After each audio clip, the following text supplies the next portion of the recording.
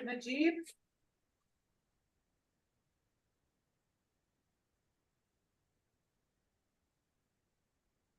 I can't hear, He's trying to talk. I can see his mouth moving, but I just. Okay, well, we'll count him as here, but Yeah. let's finish. Director Owenmore. Here. And Director Pence. Excused. We have a quorum. Are we in compliance with the open meeting law? Yes, we're in compliance. All right, we have some comments from the public tonight.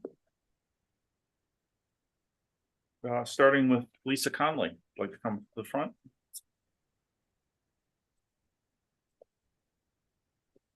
Before you start, board policy A0107 states that no person may speak more than once to an issue or for a period longer than 5 minutes, except upon the consent of a majority of the district board. No more than 3 people may be heard to one side of an issue, except upon the consent of a majority of the district board. It doesn't look like we have more than 3 people speaking about any one topic. So welcome, Lisa. Well, thank you.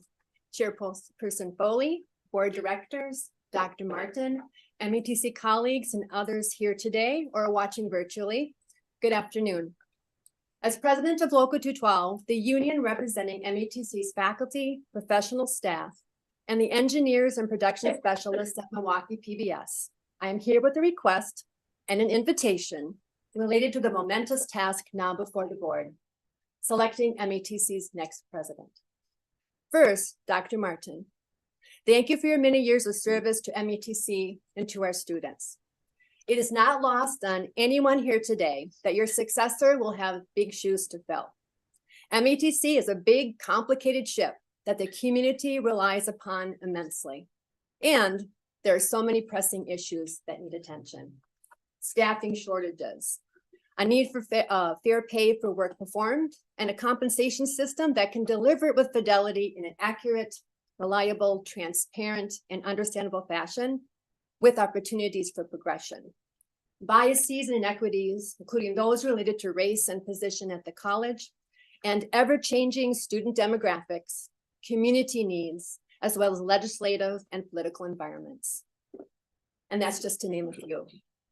It will take a very special person to drive this big, complicated boat through what is guaranteed to be at times murky and unpredictable waters ahead, while at the same time staying true to who we are as a college and honoring our mission. There's no better compass for the board's search journey than MATC's faculty, staff, and other frontline employees.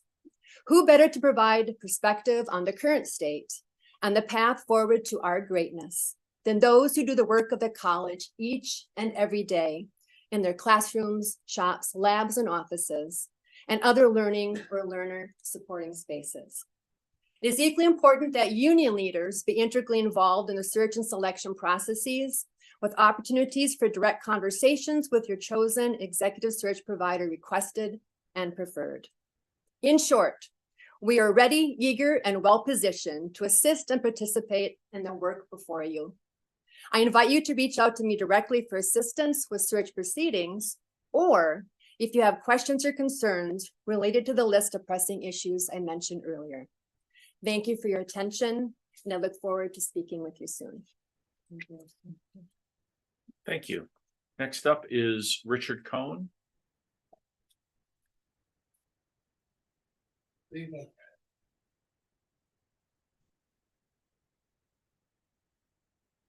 Good evening, Chairperson Foley, members of the board, and Dr. Martin. My name is Richard Cohn. I probably don't have to repeat it, but I will just in case. I'm a part-time ESL, ELL instructor and Local 212 Vice President for part-time faculty. I participated in the recent non-student contact day session supporting a culture of assessment presented by Alverno College assessment leaders. Prior to non-student contact day, I read that this session was strongly encouraged for all full-time and part-time faculty because it was a key part of our academic plan, do, check, and adjust cycle. I signed up for the session and I'm glad I was there. I've worked in education for well over 40 years, and I believe that sessions such as this help us collectively implement the shared vision for our college. Last month, I shared my concerns with you about the high turnover rate of part-time faculty at our college, and that we are invited and encouraged to participate in professional activities outside of the classroom, but are not compensated for them. I and many colleagues I spoke with afterward expressed hope when we learned that this would be on the agenda for this board meeting. I did not see it on today's agenda, but I hope you will take this matter up either today or in the very near future. In my comments last month, I noted that Madison College, Chippewa, Fox Valley, and other colleges pay for attendance at non-teaching activities. Our college should work to ensure that all employees are adequately trained and informed. Why not adopt the mantra that the classroom is the most important place in the district?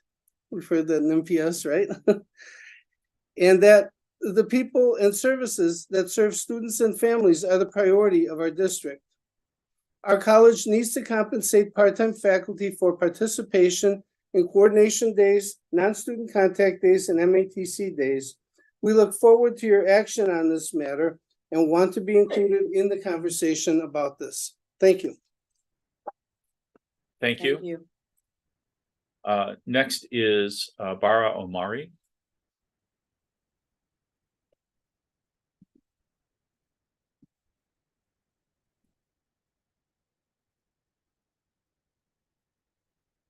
Good evening, District Board members and Dr. Martin. I am Bara Omari, an ESL instructor and the instructional chair at the Milwaukee campus. In February, I previously addressed the District Board regarding inequitable policies, testing gaps, non-resident tuition fees, and a lack of staffing to meet the demonstrated need for classes to an underserved community. I'm here today, reluctantly, almost 9 months later, with exactly the same frustrations. The same significant problems continue to undermine our ability to successfully serve ESL learners to the standard expressed in our mission, vision, and value statement. In response to the concerns the community education faculty, students, and community members presented earlier this year, the college created the Community Education Improvement Steering Committee. The charter mandates that this cross-functional team will promote equitable outcomes for all students and employees by creating an inclusive and supportive college environment. Since April, community education lead faculty have participated in the steering committee and worked countless hours to ensure we're a part of equitable decisions and meaningful needed changes. At September's board meeting, in response to our Dean's Community Education update, one of the district board members noted, in reference to community education faculty and community, they haven't come back. We haven't come back only out of respect for our relationships with our administrators. We haven't come back because we hoped this collaborative process would address the problems we're experiencing serving our students. We haven't come back as we've been engaged in hours of community education committee work. We appreciate and would like to thank Executive Dean Dr. Sadiq Issahaku's commitment to our students, faculty, and staff. His understanding of our students' needs, compassion for their journeys, and the hours of dedication in attempting to address our concerns and implementing solutions wherever he can and always taking the time to listen. We'd also like to thank other administrators who have been heavily involved in the committee's work, including Tony Talavia and the marketing team, David Rowe and the IT team, and Yan Wang and the IR team. However, I'm compelled to appear before you today to provide an update and report that significant problems, solvable problems remain. They include a lack of staffing to meet the increased demand, an admissions and testing process that does not serve our students, and as you will see in today's update, a lack of commitment to the student population by suggesting the need to begin thinking about enrollment capacity caps. The downtown Milwaukee campus started this fall 2023 semester with 5 unassigned sections. I use the term unassigned to indicate there was no permanent instructor for the duration of the 16-week course. We offer 6 levels of English language instruction. Part-time faculty are allowed to teach up to 50%. One ESL course holds a 25% load, that's 2 courses is 50%. Part-time instructors were approved to go up to 60% emergency overload. That meant we had 10% overload to work with. So we piecemealed multiple instructors for all 5 unassigned sections, and some of these sections have had 3 instructors and even up to 4. This is unacceptable. It violates every recognized best instructional practice for effective teaching, learning, and retention, and it is a disservice to our students. When we inquired about any possible applicants and new hires, the response we received was we should be focused on spring hiring. As part of the state grant that included 4 LTE full-time positions, we also received 1 student support specialist. These 4 LTE positions and 1 staff position are shared among all 4 campuses. And we appreciate these positions and this support. However, the Milwaukee campus has the fewest resources and the most challenging and inequitable student admissions process, despite historically having the highest enrollment and serving the most students. Since 2020, we've lost 3 full-time faculty positions, a number of part-time instructors, and support staff hours.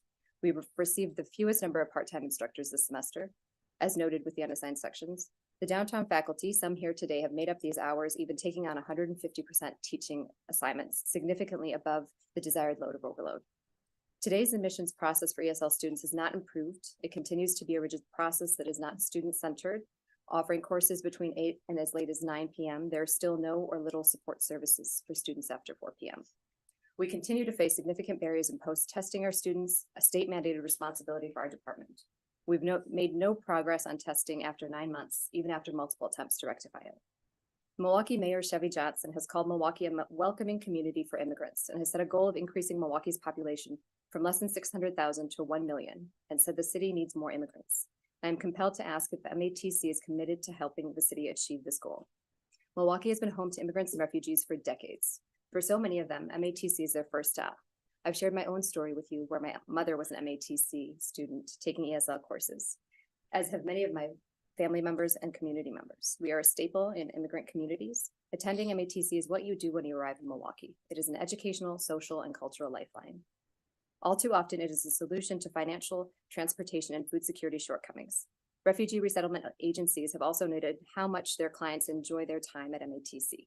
These community members go on to work in restaurants, hospitals, and universities. They become entrepreneurs, like Cesar Luis, an immigrant from Oaxaca and the owner of Cesar's Cheese. The city's immigrants and refugees are the key to growing this city that we all love. ESL is truly education that transforms lives, industry, and community. These students deserve the equitable outcomes, inclusivity, and welcoming environment that is promised to them. And it is our responsibility, as our mission states, to ensure all students can succeed by delivering a personalized and holistic student experience, one that recognizes their unique needs, their language barrier, and provides them with the skills and tools they need to succeed. English language learning is the first part of their journey. The treatment and resources we provide them here can help shape their post-secondary education or community impact. We are asking that the college confirm its commitment to the city's immigrants, refugees, and their employers, and make the changes needed to support this population equitably. Thank you for your time. Thank you.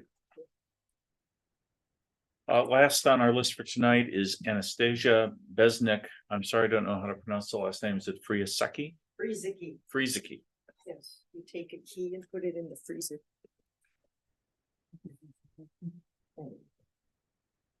Hi, everyone. My name is Anastasia Besnik Friesecke. And I want to thank the board members, Dr. Martin, for letting us have this opportunity to speak to you. I am a community education faculty and one of the chairs for the department, and specifically for the MATC Campus GED, Bilingual GED, and Walker School ELL programs. We previously spoke to the board. I did, as many other community education faculty, staff, and students did.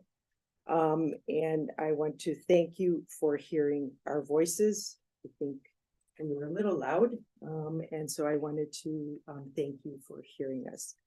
I am here today to provide a little bit of an update, but I realized as I was listening to Bara, she gave a very comprehensive update for where we are. So I'm going to skip some of what I was going to say.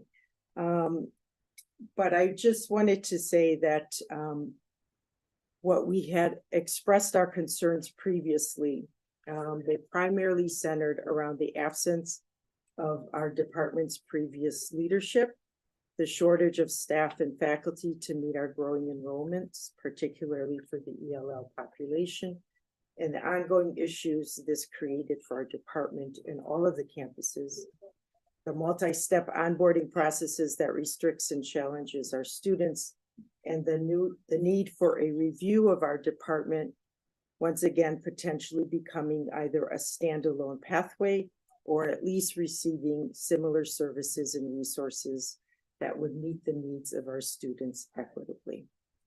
I completely concur with Bara in her statement to you. She has provided a lot of the details of where we have seen some progress, but unfortunately, where there has been some lack of movement in making some changes that really would be needed in order for our students to have a positive experience in their onboarding process, as well as having sufficient faculty and staff to meet the needs of our growing population. The numbers of growing immigrant students interested in coming to MATC continues and will continue. And we have raised concerns in the hopes that we could clean up that process so that it serves us, all of our students. I do also want to concur with her in that Dr. Isahaku, his presence and his leadership with working with our team has put us in a better position. We feel heard, and he collaborates with us. So I do want to acknowledge that work. We have had the opportunity to meet with Dr. King, but as Bara indicated, the process has been very slow moving in terms of addressing really the needs that we have with regard to particularly the onboarding process that our students have. And so I just wanted to give you an update that essentially our committee continues to work. There are still gaps. There are still issues that we need to address. We are hopeful, but this semester was not much better than the previous semester. And so our hope is that with some new leadership and some more attention to what we need to do to fix the issues that we have, that next semester will be an improvement.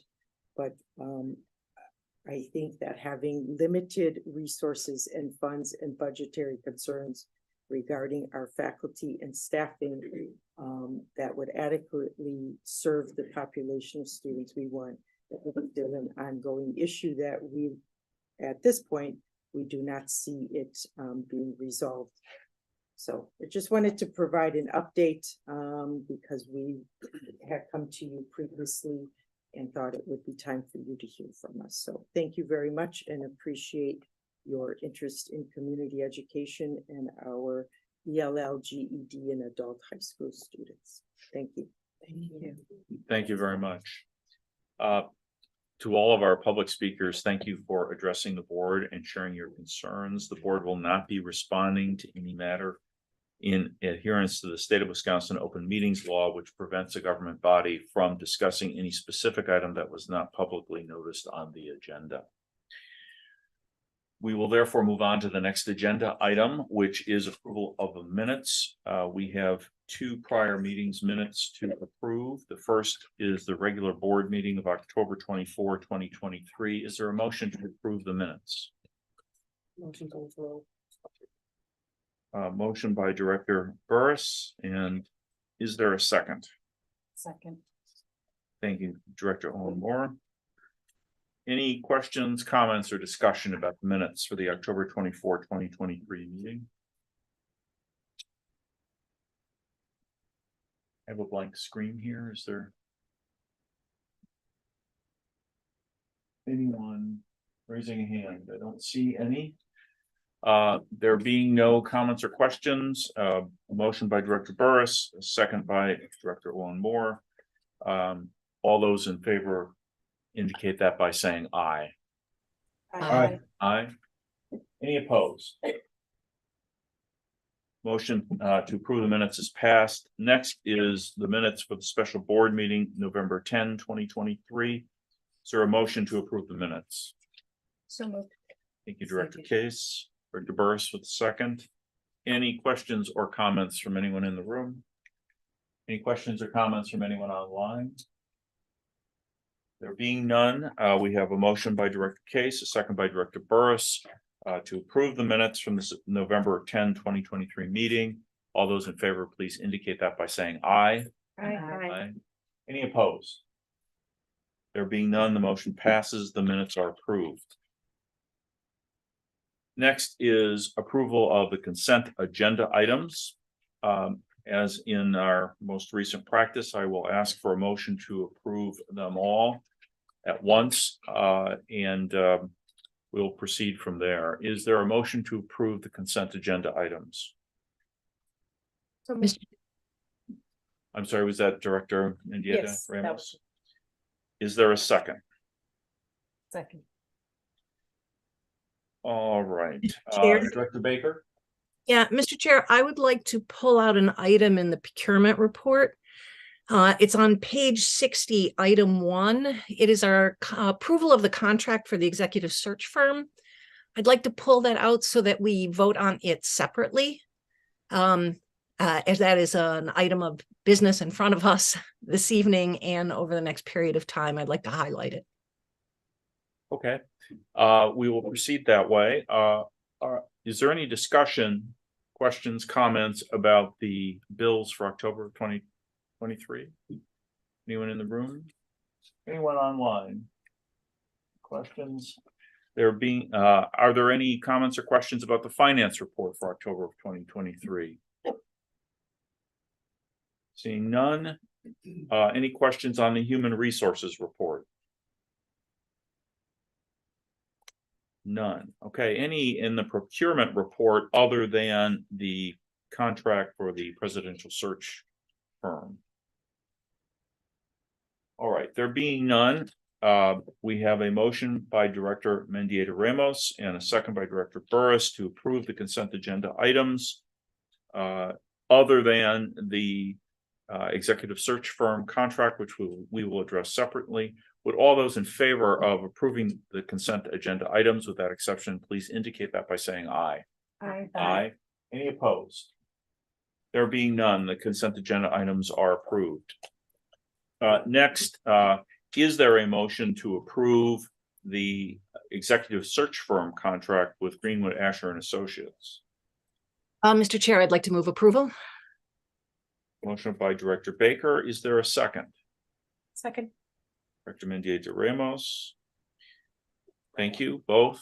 Are there any comments or questions about the contract with the executive search firm? Anyone online? Question or comments? Director Najib. We cannot hear you, Director. Hold on.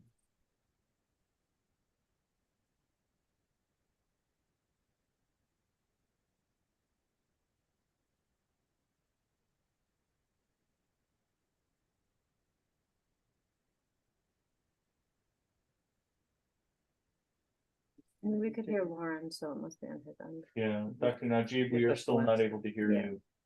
Are you trying to join with his phone? You just like write cue cards and hold them on. You all night.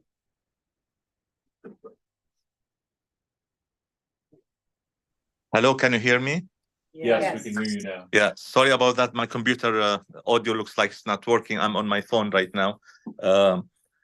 Just I wanna see if we have the final contract from the company, search company. I believe it was circulated, was it not?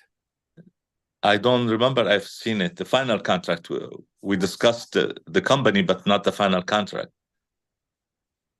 Let's see. Sherry, do you? So the final contract, I do have it back. It has not been completed in final form yet. What remains to be done? Just the final edits that you sent to me, and that's it. Okay.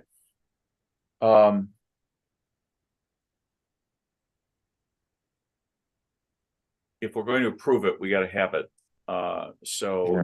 Is it possible for you to bring up the edits that were provided to the contract that was circulated? I can send them to Beth 1 second. I have Okay. a phone number. Let's do that.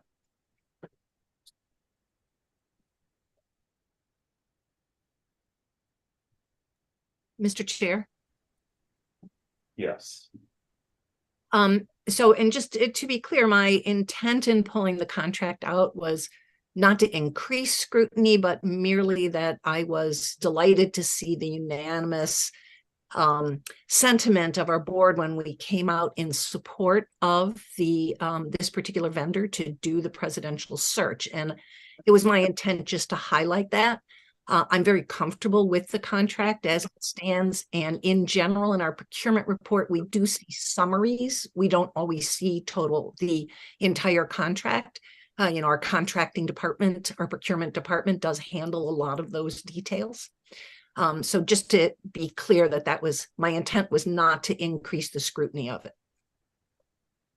Thank you for that. I think, however, now that I've broken it out, that we're gonna have to take a vote on it separately, which was the intent. So let's get that distributed as quickly as possible. I'm going to table this, so we can keep the agenda moving forward while we're waiting for this to be distributed. And we'll come back to it as soon as we can. Is that all right with you, Dr. Najib? Yes, sure. Okay, thank you. Next, board action items. The first is resolution F0293-11-23, authorizing the sale of $1.5 million general obligation promissory notes, series 2023-2024F of Milwaukee Area Technical College District, Wisconsin. Is there a motion to approve the sale? So moved. Director Case, is there a second? Second. Director Owen Moore.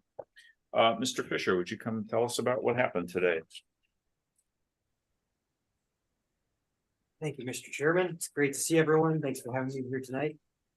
So we went out to the bond markets this morning and received pretty good results. I was very happy with what we saw.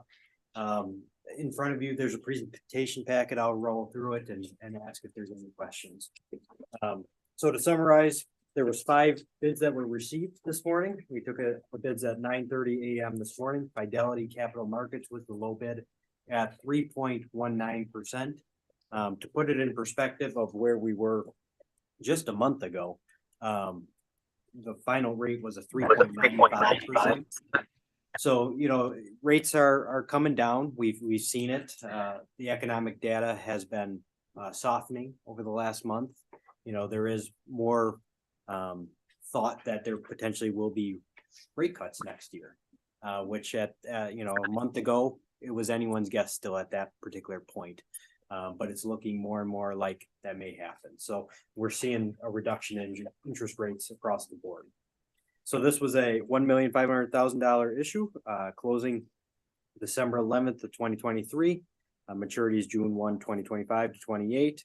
First interest June 1, 2024.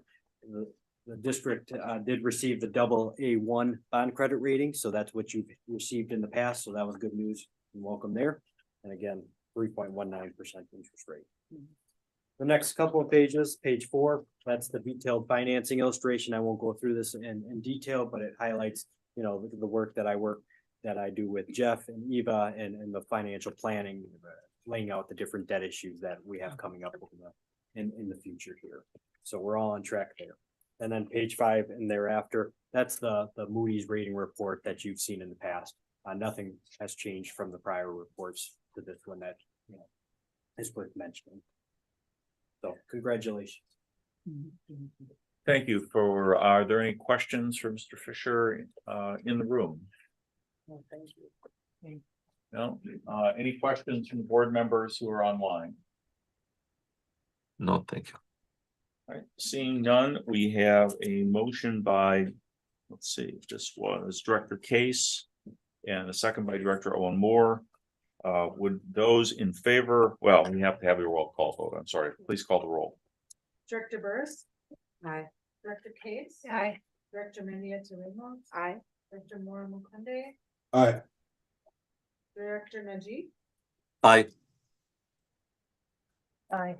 Director Aye. Director Baker, Aye. Aye. Motion passes. Thank you. Thank you. Next is resolution F0294-11-23, authorizing the issuance and establishing the parameters for the sale not to exceed $1.5 million. General obligation promissory note series 2023-2024G of Milwaukee Area Technical College District, Wisconsin. Is there a motion to approve? So moved. Second. Director Mendieta-Ramos made the motion. Director Burris seconded. Are there any questions about this motion authorizing the next sale from the room? Anyone online have any questions or comments? Oh, back over here. There being none, would you please call the roll? Director Case. Aye. Director Mendieta Ramos. Aye. Director Mormon-Kunde. Aye.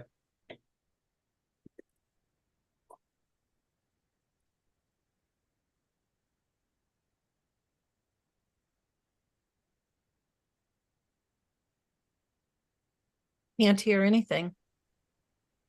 I can't hear. You guys turn it on mute.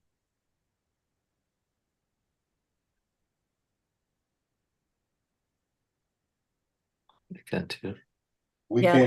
We can't hear you all online. The board Technical is person muted. back. None of them can hear us. And now I can hear you. We can hear you, Mark, Ah, okay. but we Okay. can't hear anything else. Well, we can hear you now too. So we were calling the roll on the motion. We were at Dr. Najib. And you- Aye. All right. Director Owen Moore. Aye. Director Pence. Director Baker. Aye. Director Burris. Aye. Director Foley. Aye. Resolution passes. Next agenda item is resolution F 296 11 23. Authorizing the issuance of $1.5 million general obligation promissory notes. Series 2023-2024H of the Milwaukee Area Technical College District, Wisconsin. Just for clarification, particularly for the new board members, we are authorizing an additional set of bonds to be sold in the next time period because the timing of our board meeting next month is shorter and we have to do the offerings within certain windows. So we have already approved the next sale. This is for approval of the one after that. Are there any questions? Oh, I'm sorry. Is there a motion to approve? So move. Second. Motion by Director Najib, second by Director Burris. Any questions or comments in the room about this resolution? There being none, are there any questions from those online? There being none, would you please call the roll? Director Mendieta Ramos. Aye. Director Mormon-Kunde. Aye. Director Najib. Aye. Aye. Director Baker. Aye. Director Burris. Aye. Director Case. Aye. Director Foley. Aye, resolution passes. Thank you, Mr. Fisher. Thank Next is resolution F 292 10 23 to approve the building trade rate changes. Is Dan McColgan here?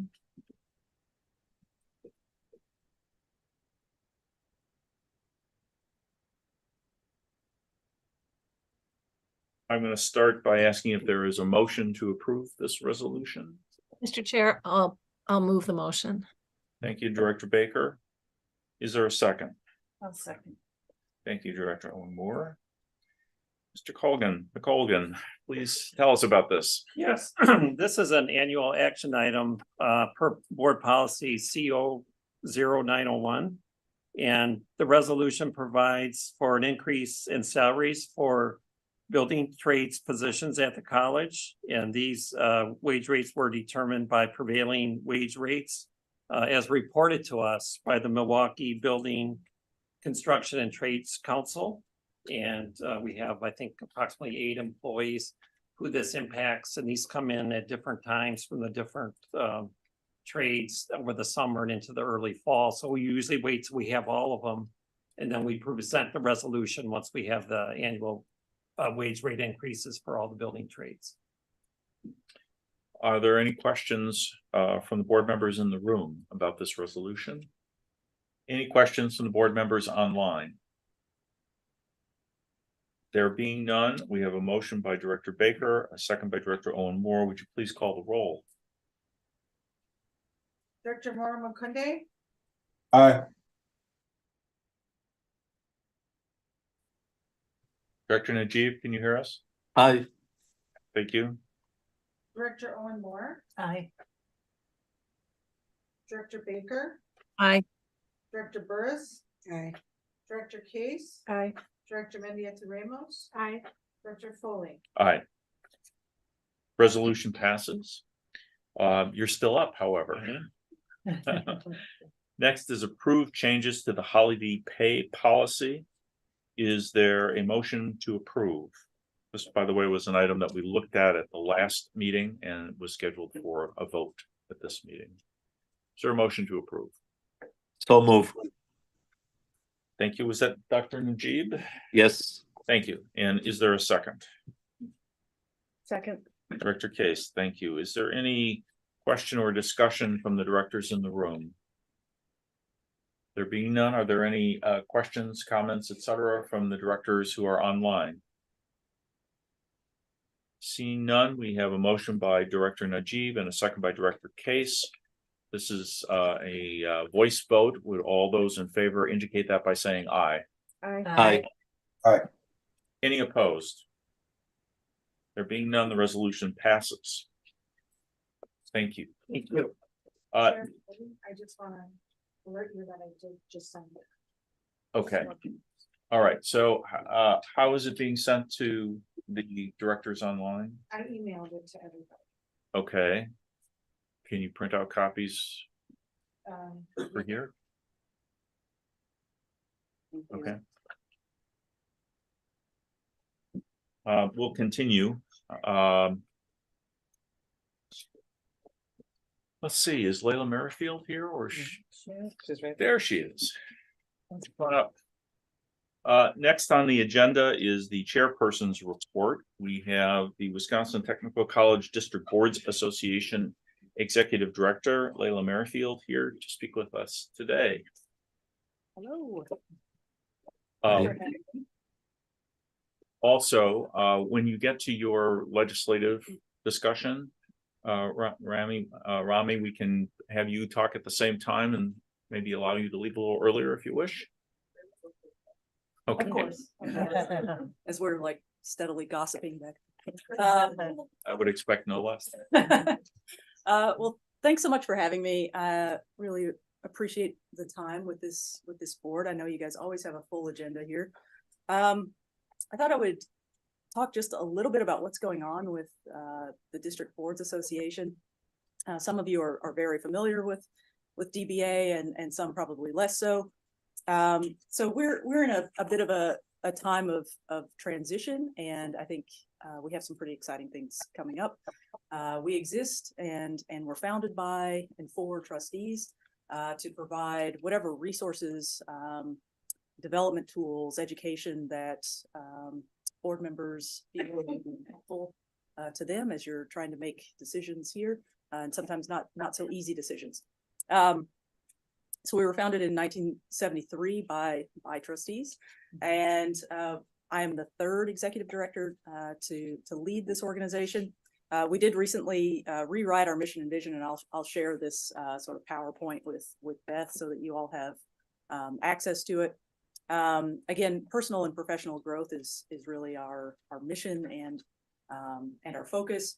That happens through structured networking with your peers, through educational opportunities around the state. We do hold meetings, and really we're trying to refocus those meetings around experiential learning for trustees, as well as spending time with others in your position around the state. Hopefully those interactions provide a little bit of context for what MATC is dealing with and kind of seeing the larger picture around the state, as well as at the national level. So we really focus heavily on unity as a system and making sure that all 16 colleges are kind of rowing in the same direction, especially when it comes to advocacy on behalf of technical college education. So that's really our focus and what we're working for and what we're driving at. And then just kind of a programming note, I will be sending out an email blast to all of our trustees with kind of the next 9 months of scheduling and calendar dates for events that you might be interested in. Most of those events will have a virtual option if you're not able to attend in person. but those are system-wide events. We have a student ambassador banquet. That's a really fantastic event that we do every year in Wisconsin Dells and celebrate some of our best and brightest and most worthy students who have been nominated by each of the colleges. So we're looking forward to that. And then we will have at the end of March, March 22nd, 23rd, will be our next in-person meeting of the DBA. And that's going to be all the way up in Rhinelander. We owe them a visit from 2020. But Nicolay College is actually pretty innovative. Our tiniest school up in the North Woods, but they've really leaned into competency-based education and moving away from seat time and moving towards a more skills-based and competency-based model, which we think is pretty cool. They recently had some visitors from California who were interested in figuring out how exactly they were making that work. So we'll be learning a lot more about Nicolay College, and then again having that networking statewide. And then Ramey, if you want to talk legislation, we have quite a lot going on. Hello. And Ramey asked, well, what are you going to talk about? I'm like, well, I don't know. We've got so much. I think one of the most exciting pieces is that financial aid modernization was passed and soon be signed by the governor. That was something that we had to have on behalf of our students. We had to change our state statutes so that they would comply with the new federal simplified FAFSA. We had some problematic language that really needed to be fixed up. And as Ramey can tell you, nothing is guaranteed in the legislature these days. So we were pretty thrilled to get that through relatively smoothly. And then we have several bills that we are tracking and actively working on. I guess I'll mention briefly manufacturing grants, and I'll have you talk about it. Sure. If that's okay. Manufacturing grants, $16 million. This is something that came up during October's Manufacturing Month, and we are kind of the major promoters of that educational and career pathway. And 16 million that will require 100% matching, but anything that is within the manufacturing program area, and that's very broadly defined, that will go directly to our colleges, $1 million each, just to invest and upgrade your equipment in those programs and hopefully positively impact the student experience. Great, thank you. We also have been working on a dental package. It includes several items. The legislation that is specific to technical colleges, I've reported in prior reports. It's a $20 million appropriation, so similar to the manufacturing grants. It's one-time funds divided up among all colleges who are interested with either current dental hygiene programs looking to expand or to create new programs. If, for example, you only have a dental assisting program, you could expand into a dental hygiene program. There's also some interest in a new mid-level provider, which is a separate piece of legislation moving through the process. But there could be potentially funding for an interested college in that space to create a dental therapy program if a dental therapy program is authorized. So it's a mid-level provider, similar to like a nurse practitioner is how you would describe that type of provider in the dental team. The bill was after much behind the scenes work, and I want to compliment Layla for the assistance there with the number of technical questions and how the funds would be actually distributed through the tech college system down to the individual campuses. The bill was then introduced very quickly, and we received a hearing in just a few days following that. The Assembly has already had the hearing. Next week, I expect the Senate will have a hearing on the bill, still to be noticed, but it's looking like we may get a hearing next week, which will then tee that package up for floor action in January. The fall floor period is over, but the committees are still meeting, and they'll meet for a number of weeks yet before everyone kind of takes a pause heading into the holiday season, and then come back in January and February. And the goal will be to get those bills moving. A little different than the manufacturing bill in that was a separate standalone piece that the dollars needed to be appropriated. We at least have the 20 million already appropriated by the current budget process. And so we just need the enabling legislation for the finance committee to then get those dollars out the door. So some positives, again, one-time money. We've talked a lot about how we want to leverage this for the next budget cycle to get more ongoing funding in the general aid space. But, you know, we're pleased with the movement on these items in a particularly difficult session. And then I also have some of the race-based. I looked over your notes and I don't know if you want to touch on that, but I'm happy to start there. And if you want to kind of add on that. Yeah, okay, great. So I also shared at the last board meeting that we've seen a number of proposals targeting, you know, DEI and any sort of race-based initiatives in the higher education space. So there was legislation that was introduced that would prohibit race-based decision-making specific to, for example, minority loan grant programs, et cetera, leaning on the Supreme Court case as the reason for that. This is different. Those existing grant programs are not a violation of law, but the legislature is moving forward with those. And so we did submit testimony on behalf of Dr. Martin at that hearing to highlight the impact on our students here at MATC. And also looked at some of the work that we're doing in collaboration with MMAC, the Region of Choice Initiative, to highlight, you know, that partnership, that important partnership and work we do with employers in the region as well. So we, you know, have submitted and have concerns. This is a movement we've seen across the country. The Assembly has still moved that legislation, you know, actions pending in the Senate, but we'll continue to, you know, share those concerns and provide information in terms of the impact it would have on our students. Do you want to add anything, Leila? No, I think you covered it. Okay. So yeah, I had manufacturing grant updates. Leila did that. The race-based higher education items, the dental package. I also wanted to flag in the report for you. There's a bill we've talked about again in prior meetings, specific to technical college board membership. It would require that you are a U.S. citizen to be a member of the board.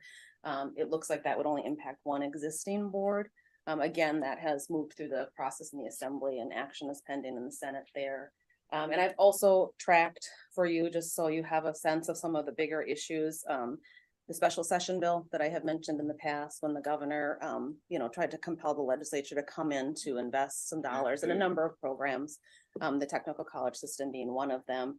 That was introduced. The legislature did actually hear the bill, but then they amended it, essentially removing what the governor had included, instead added a number of other items, but the largest one, of course, is the income tax cut, changing the tax brackets, which they've, you know, done multiple veto override attempts and legislation. It's going to continue for a while. So that was passed by the legislature, but because it was very different than what was introduced, the governor vetoed that just a few short days ago. Everything's kind of moving so quickly, but so we'll see kind of that narrative continue, but that bill was vetoed. So with that, I will pause and see if there's anything else you want to add. No, maybe the only one I would add to that is we do have some free speech legislation moving through as well that would affect institutions of higher education that are public in the state. We were able to, at least AB 553 was amended to remove some provisions that would have punished students, and by removing financial aid eligibility at an institution that was found to violate the provisions of the bill. We didn't think it was you know, appropriate to impact financial aid eligibility over something that the institution might have made a mistake on. So the bill was amended to instead impose a 2-year tuition freeze on a problematic institution. We do still have some concerns though with just how the language is written. I would be surprised. Very similar legislation was vetoed last session. I would be surprised if the same thing didn't happen here. And then briefly, I always like to give an update on federal activities. You know, Congress is still not functioning very well. A continuing resolution, of course, to keep government moving forward. We know that there were, you know, substantial cuts in the education space, higher education space, as well as to PBS. And we'll continue to, you know, look for opportunities to communicate concerns there. But thus far, it's kind of that continuing soap opera, if you will, over the last few months at the federal level. And we invite you all to join us in Washington, D.C. on February 4th through the 7th for the National Legislative Summit for Community Colleges. So The government may or may not be shut down during that time. That makes it exciting. If they're shut down, I'll have lots of time to talk to us, right? That's right. That's right. Will there be a legislative session at the state capitol this year? Not this year. We'll do it in 2025 at the start of the state budget kickoff. Any questions from the directors who are online? Yes, I have one. Director Baker. Well, first, a comment, Rami and Layla, thank you so much for your efforts in Madison. I think we've gotten to see a few of those firsthand, and it is really remarkable what you do. I want to make a comment. I was at the last District Boards Association meeting, and there was some pretty moving discussion about the one piece of legislation that you mentioned, which directly affects the makeup of our boards. And it's just one of those things where someone moves something forward that is about one person, and laws get created. And it's just, it's a terrible shame, but there is, one member of one board who is on a path to citizenship, but is not currently a citizen. That person was a student at the college where she serves on the board.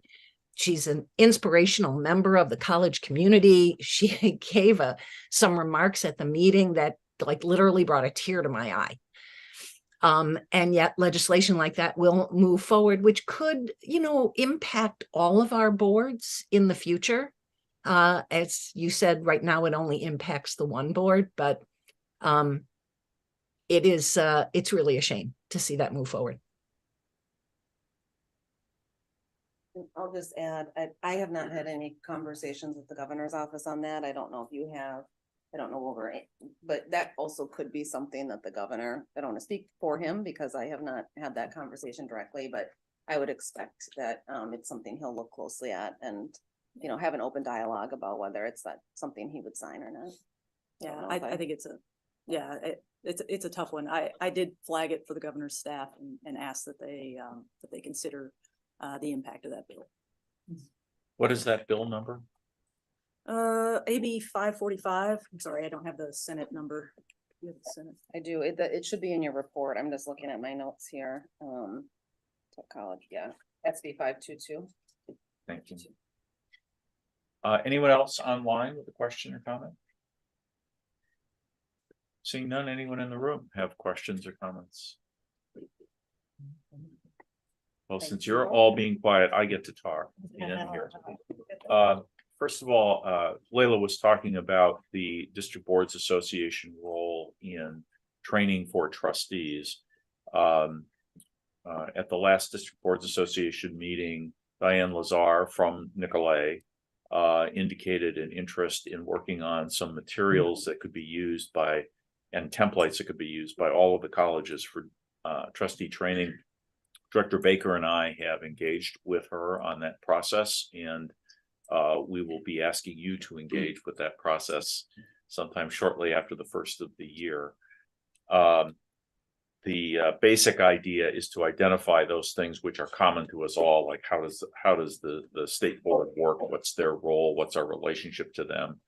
A section that is common to us all in terms of the topics, but different in the specifics, and then things that are unique, like we have a television station and nobody else does. So I hope that will be useful. Second, I want to highlight the comment about the rules-based, the competencies-based system that they're working on up there. One of the reasons I really like going to the DBA meetings is because at each location, you are presented with something that they are very proud of that they are doing. It's usually something that is state of the art. It's usually something that is different from how we or most of the other colleges or all of the other colleges are doing it. And I think it's a great way to get ideas to bring back here. Sometimes I find that we are doing things that I thought we weren't doing.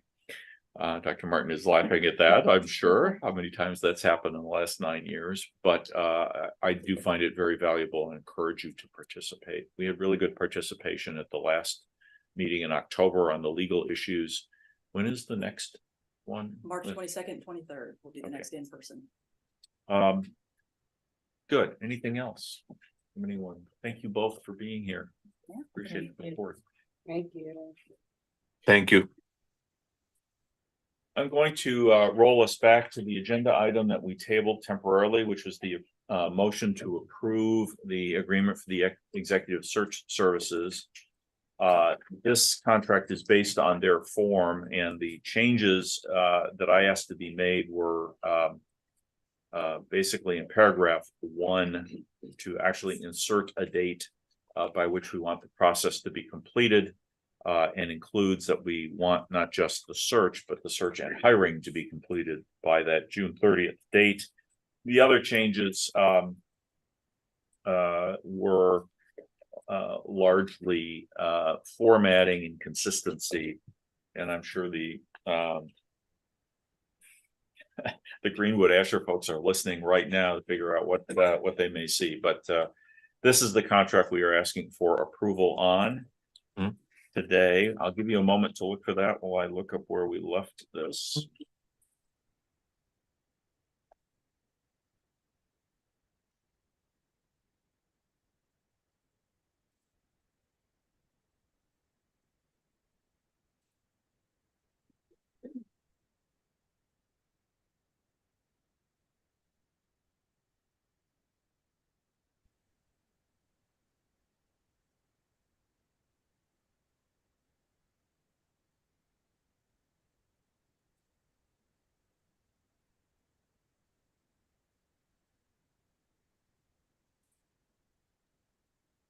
I know that Director Baker made the motion, but I am struggling to find who made the second. Perhaps I could have a second on the motion to Yeah, I approve. think anyone did. I was gonna be doing, I think. Yeah, Interested. Oh, okay.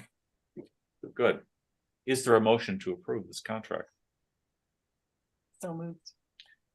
Director Owen Moore, is there a second? I'll second. Director Baker?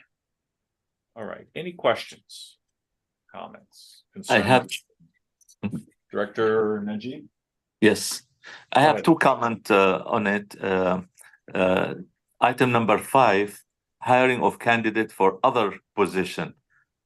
Just I want to make sure that we are in agreement with that. I don't remember we discussed it, that they charge 25% of the first year salary if you hire their candidate to a different position. I don't remember discussing that previously, but that, thank you for highlighting that. Is this something you want to discuss, or you have a question about it? Just want to make sure that we are okay with that, because I don't remember we discussed it before. If no objection, that's fine with me too. I think it's reasonable, 25% of the first year salary. If we like the candidate, I think it's fair. So if I'm reading this correctly, it's if we hire a different candidate that they shared with us for another position, Yeah, yes. then we pay them a fee. I think that's fine. It's standard, it's standard language. Yeah. Any other Correct me questions? if I'm wrong, you said different candidate, So, or like, the they- same candidate for a different No, position? so if they present us with 4 candidates, we hire one for president, we hire a different one for a different position in the college, we would owe them a fee because they found that candidate for us. Okay. And it's a lower fee than it would otherwise Right, be. yeah. But it's pretty standard. The other comment I have also that they put here in multiple places what's not included in the contract, but they did not put what's included in the fees in the contract. Do you see it anywhere that where what's included really in the 99,000? The bullet point 4, right? Is where he's referring to, that's been crossed out. I'm sorry, Well, Director number Burris. three, what- lines 1, 2, and 3 outline the services. Yeah, so 3 speaks to specifically to the 99,000. 3, yeah, but they don't say what's included with this fee. Well, The search. the search Getting us a and, candidate. and presenting us with candidates is what's Paragraph included in. 1. Yeah. Yeah. Mr. Yeah. Chair, yeah, Mr. Chair, I think that is the intent of paragraph 1 where it says Right. services. So this is a fee for the service, and number 1 describes what that service is. Okay. So then under 4, that's the only thing that's not included in 99. Right.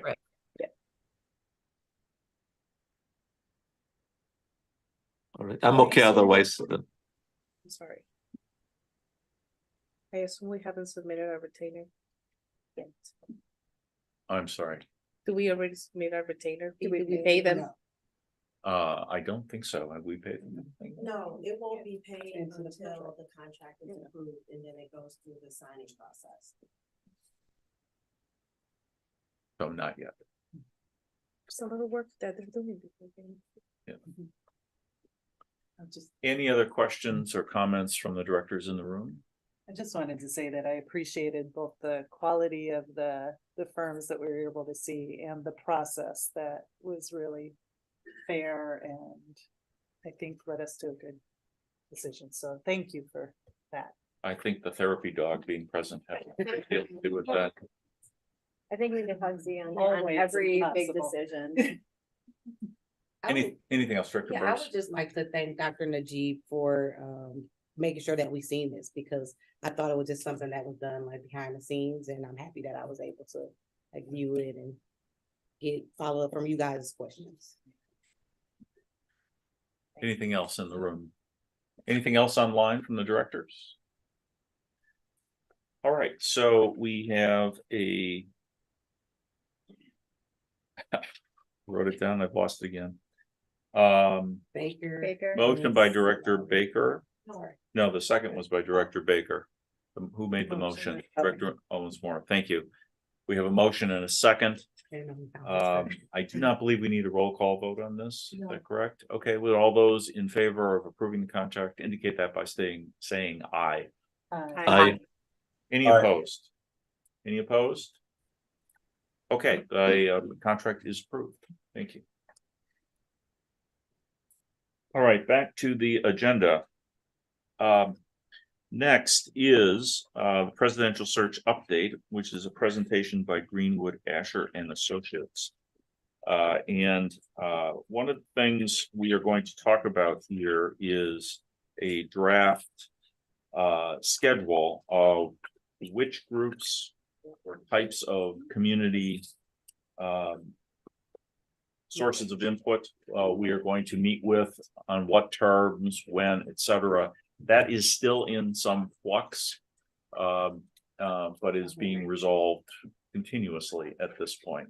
So we have 3 people from Greenwood Asher. I think we've met at least 2 of them before. So Tracy Whelan will be leading the charge here. Jim Johnson, who is not only smart enough to work for Greenwood, but smart enough to have moved to the Milwaukee area in anticipation of this. And it's a Walters. Is it Walters or Walters? Walters, thank you. Those of you who know I've had eye surgery lately know I'm having trouble with small print at the moment. Tracy, you have the floor. Thank you, Chairman Foley, and good evening, everyone. As Chairman Foley said, my name is Tracy Weldon. I'm Vice President of Executive Search at Greenwood Asher and Associates. And we are so pleased to be back this evening as the search firm that you have chosen to lead the search for your next president. As a reminder, I will be serving as the search manager, which means that I will serve as the main point of contact for the board, facilitating regular two-way communication and providing updates throughout the process. As I shared with you when we met earlier, I bring to the search process 27 years in higher education as both a faculty member and an administrator, and I look forward to leveraging both my academic and administrative experience, including my experience within the diversity, equity, and inclusion space to assist in assembling a strong and diverse pool of candidates for your consideration. So I'd like to just turn it over briefly to my colleagues, Jim Johnson and Itza Walters, to introduce themselves as well. Jim? Okay, thanks very much, Tracy, appreciate it. I also am a VP with the firm, and it's a pleasure to work with Tracy, and we've worked together successfully in other searches, and also with Itza Walters. My role will be primarily to advise the search and help if there are bumps along the way. There generally aren't, but That'll be my role, but also to be an enthusiastic cheerleader for Milwaukee when we're talking with candidates. I think it is helpful to be able to speak with recent experience for the decision my wife and I made to move to the area. So let me hand it to our colleague, Itza Walters. Thanks, Jim.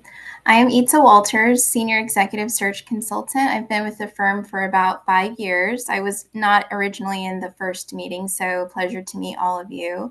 My primary role is to recruit and vet the candidates as well as usher them through the process. Great. Thank you so much, Jim and Itza. Itza, I believe you have been made a co-host and can share your screen. And if you would, I'd like to start by pulling up the agenda. I believe you all also have a copy in front of you. But just to say a few words about what we hope to cover this evening and what we call our startup meeting.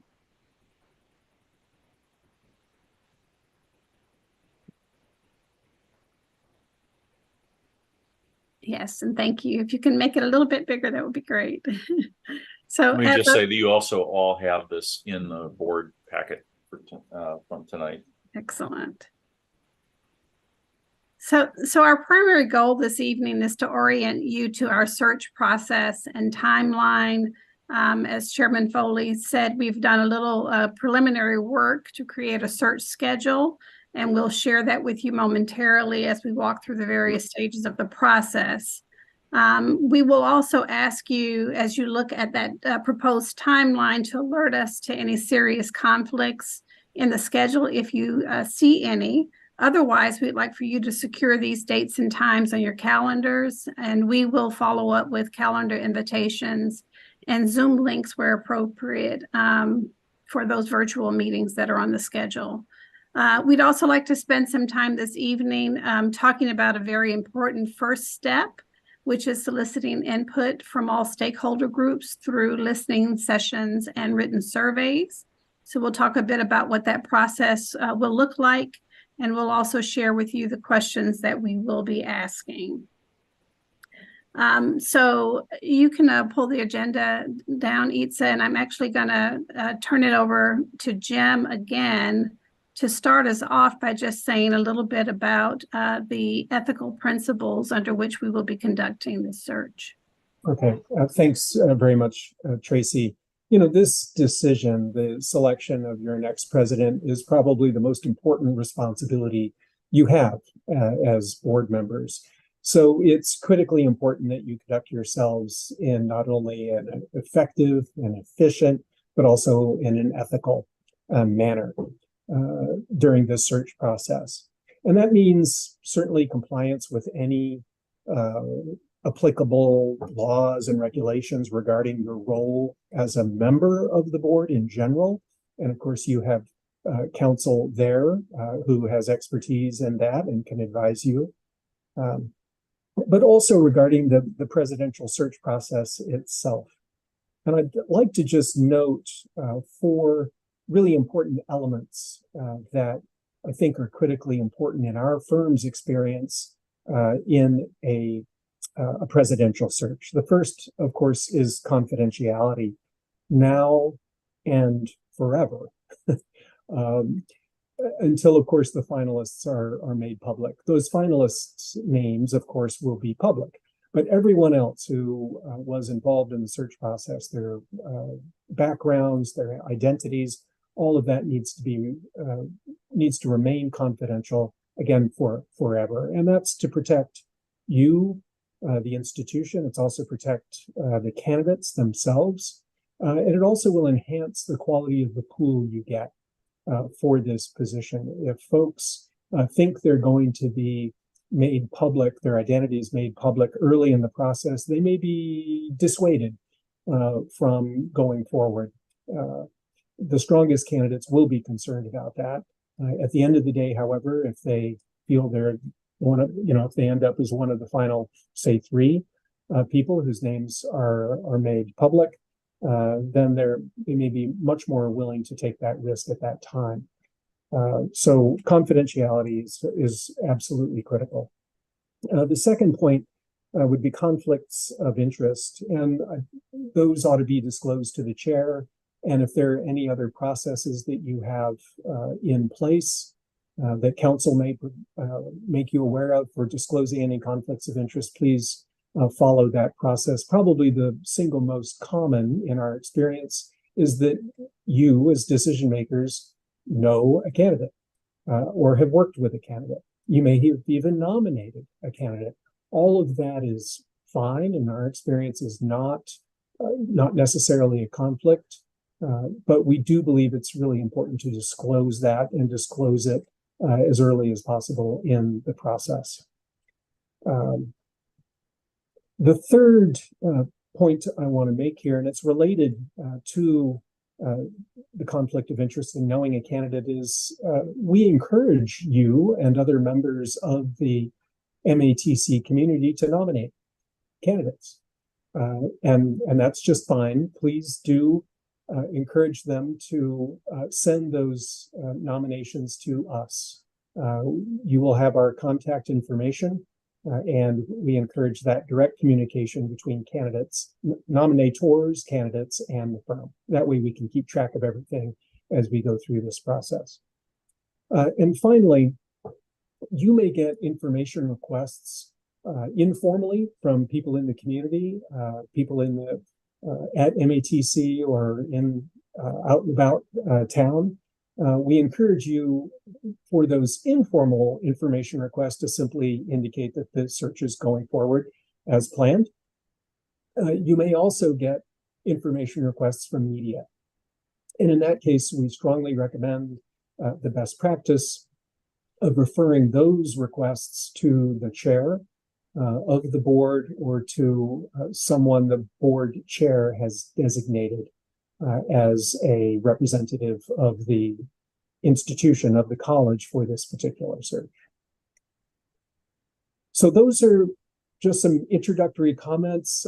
These are ethical standards that have stood searches all across the country and in many institutions in very good stead over the years. And now that I've laid out those do's and don'ts, I'll hand it back to Tracy, who can get into much more detail about the search process that we'll all be going through together.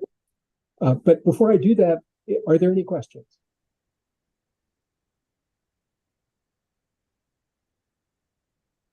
I'm just going to add one comment here before we leave this subject, and that is that we do have some policies that apply here, including our conflict of interest policies and our policy regarding who speaks for the board and who cannot speak for the board.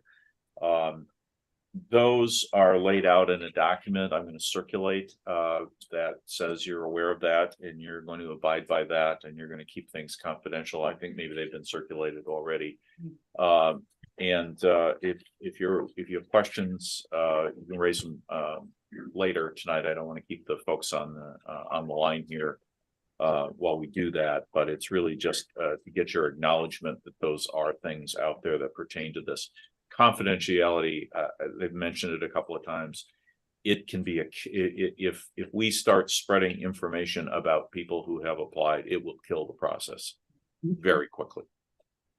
So please take these seriously. And now I will turn it back over to Tracy. Thank you. Thank you both. Okay, Itza, if you can pull up the search schedule. I will walk us through the process and the timeline. Again, you should have this in front of you in your packets as well. So this is if you're able to make it a little bit bigger, thank you, Itza. This is a draft of the schedule that we have created in anticipation of this startup meeting. And as you'll see, we are beginning the process this evening with our orientation, where we will focus on the process and any expectations about your role in the search process. The next step will begin the week of December 4th and continue through the 14th. And those will be a series of listening sessions that will be held virtually, in person, and there will also be a written survey that will be circulated. The purpose here is to gather input from all stakeholders, students, faculty, staff, administrators, and community members to get a clear understanding of what you'd like to see in your next president. We will also be reaching out to each of you as board members individually to schedule an opportunity for you to provide your feedback in this regard as well. And so we'll talk a little bit about what that schedule looks like. Again, we're still tweaking a few things and also what questions we'll be asking. But it'll be important that we gather this information in advance of creating the documents, the recruitment documents, the position profile, and the ad that will be circulating. The feedback that we gather through these sessions will help us to identify the search criteria. It will inform the kinds of recruitment conversations that we have, and it should be of value to you as well as you begin to review the applications and make decisions about the applications that come in. So more to come with regard to the listening sessions, but those will take place the weeks of December 4th and 11th. Also, in advance of actually reviewing applications, we will be conducting an anti-bias workshop. We have a diversity, equity, and inclusion practice leader by the name of Marion French, who does these workshops for us. And so we have scheduled that workshop for February 13th from 4 to 5:30 p.m. Central. A week before that, Marion and the rest of the Greenwood Asher team will meet with Chairman Foley and Vice Chair Baker to get a sense of the campus climate and culture, to make sure that we are using language that is consistent with the language that you typically use around diversity, equity, and inclusion. And to share a preview of the slide presentation that we will use to conduct that workshop. The purpose of the workshop will be to create awareness around the common occurrences of bias in the search, to explore the outcomes of bias, and to discuss some techniques that can be used to minimize the occurrence of bias. So we'll again ask you to hold February 13th from 4 to 5:30 for that workshop. So once we've completed the listening sessions and the position profile and the ad have been finalized, we will begin actively recruiting. That should happen by late December, early January, and will give us approximately 8 weeks to be in the market actively recruiting. I'm going to ask Itza, if you will, to just share a little bit about what that recruitment process will involve. Yeah, sure. So after the board approves the leadership profile, we'll take what we learned through the sessions and go into the market to develop a pool of viable and diverse candidates. We will get candidates through 3 methods: market segmentation, which is basically through our active recruiting, nominations, and responses to the advertisement.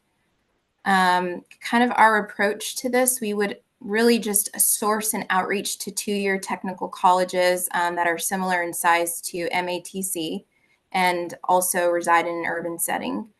We would also reach out to community colleges that include technical college missions. And then we would also look within 4-year institutions for sources and prospects as well, particularly those who have vast experience working with technical colleges. We do have a database filled with national networks and global contacts that are rich in diverse, highly qualified candidates and sources that we could also leverage for this position as well. Thank you, Itza. So as applications come in, we will upload them to a secure portal, and that portal will only be accessed through a confidential username and password that we will share with each of you as members of the board.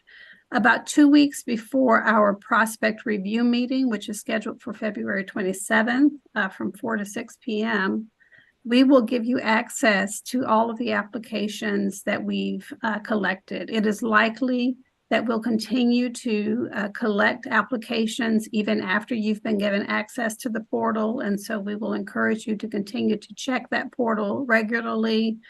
We can also notify you as new applications come in.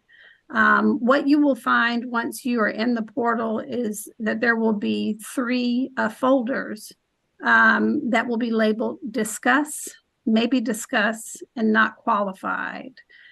We will do a little bit of pre-sorting as the applications come in based on the criteria that you've identified, just to make your review process a bit more efficient.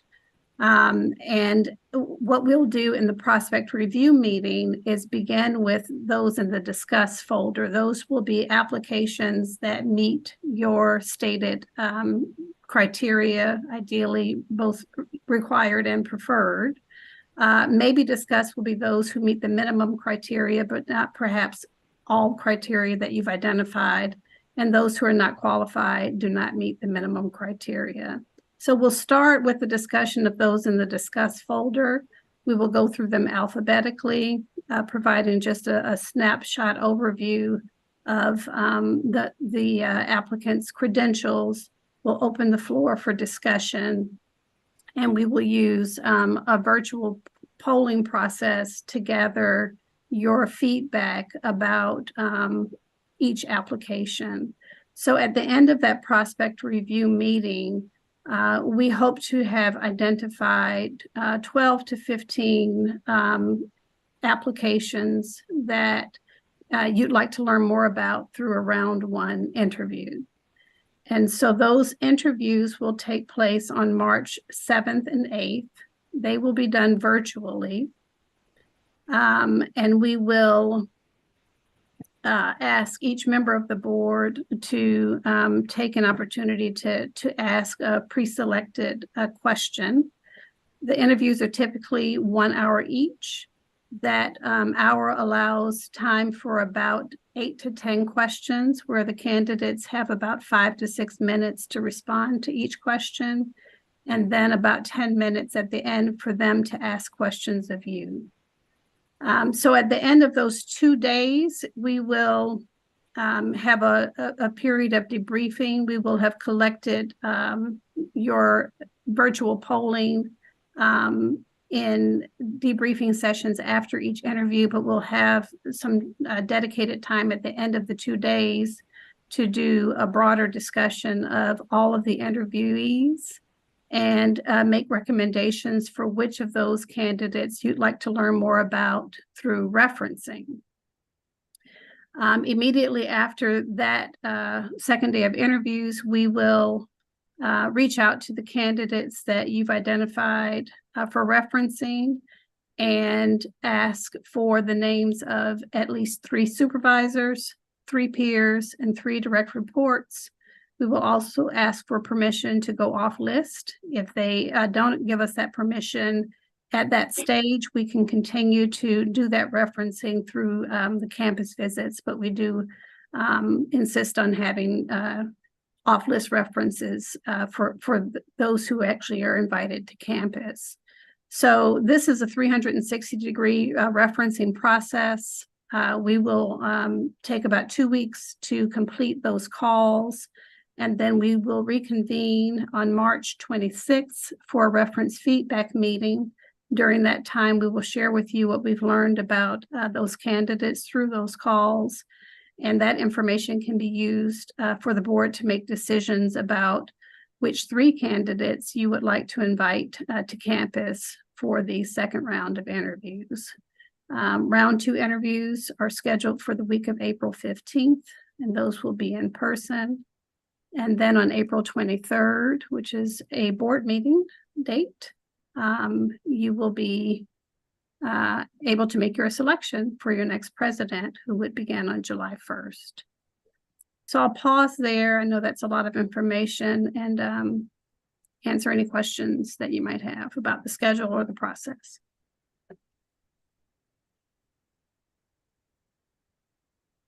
Kind of an observation. I noticed a couple of the dates were dates of our board meeting schedules. Is that intentional? Is that part of? Yeah, that's for the public. That was hearing. intentional. Okay, that's good.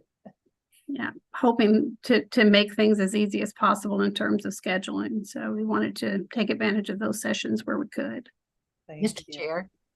1 second, Director Burris. I had a question about the questions that's listed on the agenda. Are these the questions that you guys intend to use for the survey, or can that be changed up a bit? So I'm actually going to talk about those questions in just a minute. We will come back to the agenda and talk about the listening session a little bit more. Director Baker. Yeah, I just wanted to sort of go back to the issue of them being scheduled on our board evenings. I do think it's important that we all have this information now for our calendars, because we will no doubt be going through our regular board meeting, which is time consuming. And then we'll, for some of these, be in closed session at the end of the meeting.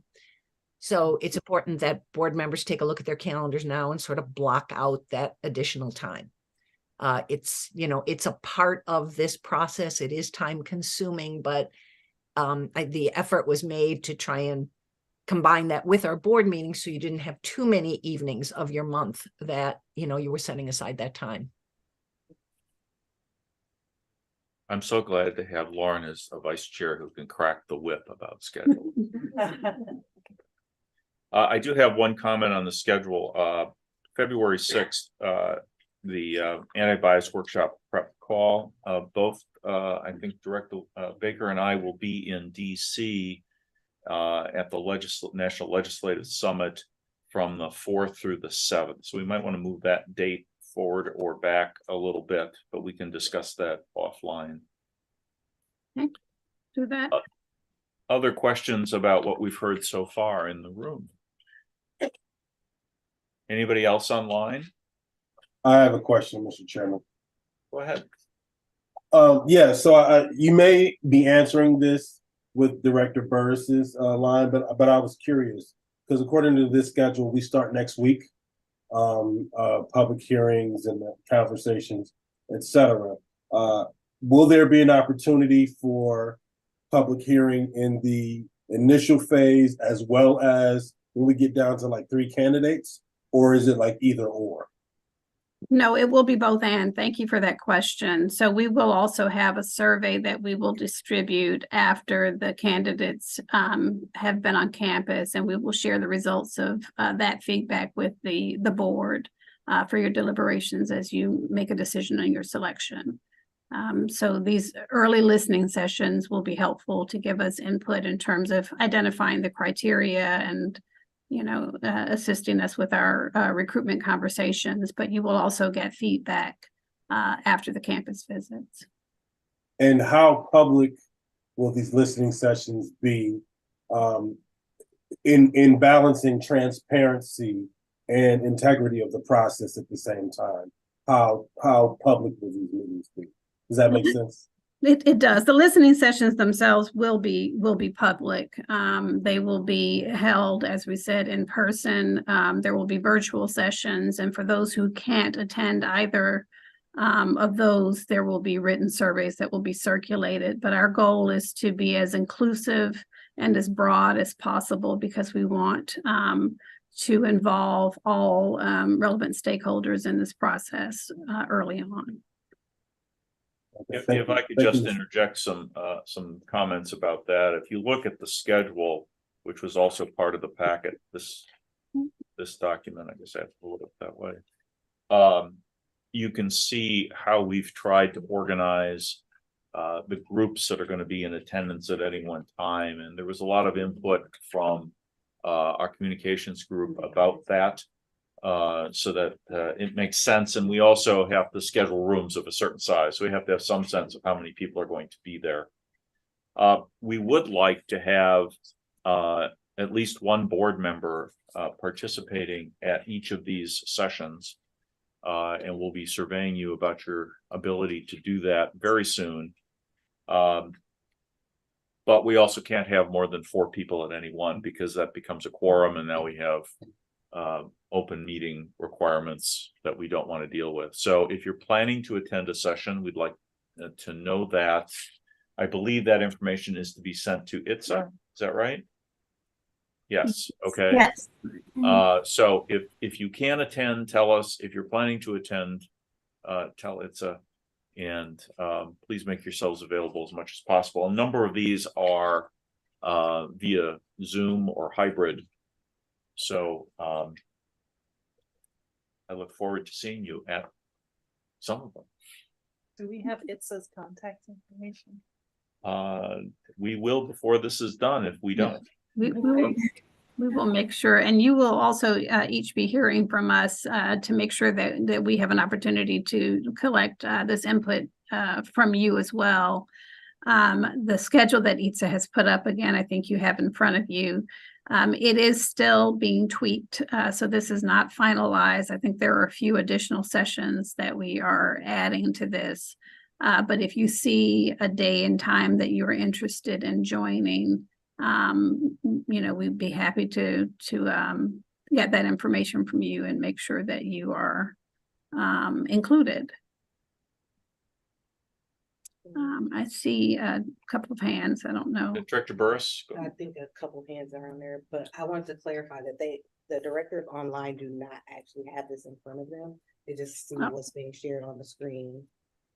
So I believe that was Director Omokunde's follow-up question as to whether or not it was going to happen before and at the end of the process. Okay. I do have a question about at what point during this process will we discuss like compensation? Will that happen when the profile is finalized before it gets posted? Yes. Yes, so we will begin to draft that profile using the job description that will be shared with us. But a lot of the important content and certainly the criteria will be determined by you as the board, and ideally with the feedback that we'll be collecting from these surveys. So you will have that information. We will give you opportunities to review and provide feedback on the drafts, and it will not be circulated until approved. Does that include information on compensation, which I think was the specific question Director Burris asked? Yes, she. Is that the answer is the same? Yes. Okay, thank you. Yes. Director Moore Omokunde, did you have another question? I just had a comment. As someone who has the last name Omokunde, I want to make sure that we're pronouncing names properly. I believe it's Itza. Yes, that's correct. Thank you. Okay, thank you. Thank you. Any other questions in the room at the moment? So just, Director Baker had her hand. I think she did it took it down. down. Oh. Yeah. Just a clarifying question. On the listening sessions, are we getting surveyed on availability? Are we just sending, this is what I can and want to attend? It seems a little chaotic to me. In terms of the board members. Right, in terms of board members, just because coordinating our schedules is not enviable. And so I'm not, if you leave it up to us to just say, here's what I can and what I want, then I don't know that we're going to cover everything if that's the intent. So I'm just wondering if there's a better way to. So we will have ITSA reach out to each of you with a form where you can indicate on your availability to provide feedback on the surveys, and then also if there are opportunities for you to attend any of the open sessions, you can indicate that as well. So we will be in touch with you with more information on that. Do we need to have a board member at every? We do not have to have. You said you would like to. We would like to. Okay. I'm gonna discuss, I think we should do it offline, whether it would be dampening to have a board member present at the listening sessions that are for employees of the college. I can think of, Yep. two ways of interpreting that, and I'm not sure what is best in that regard.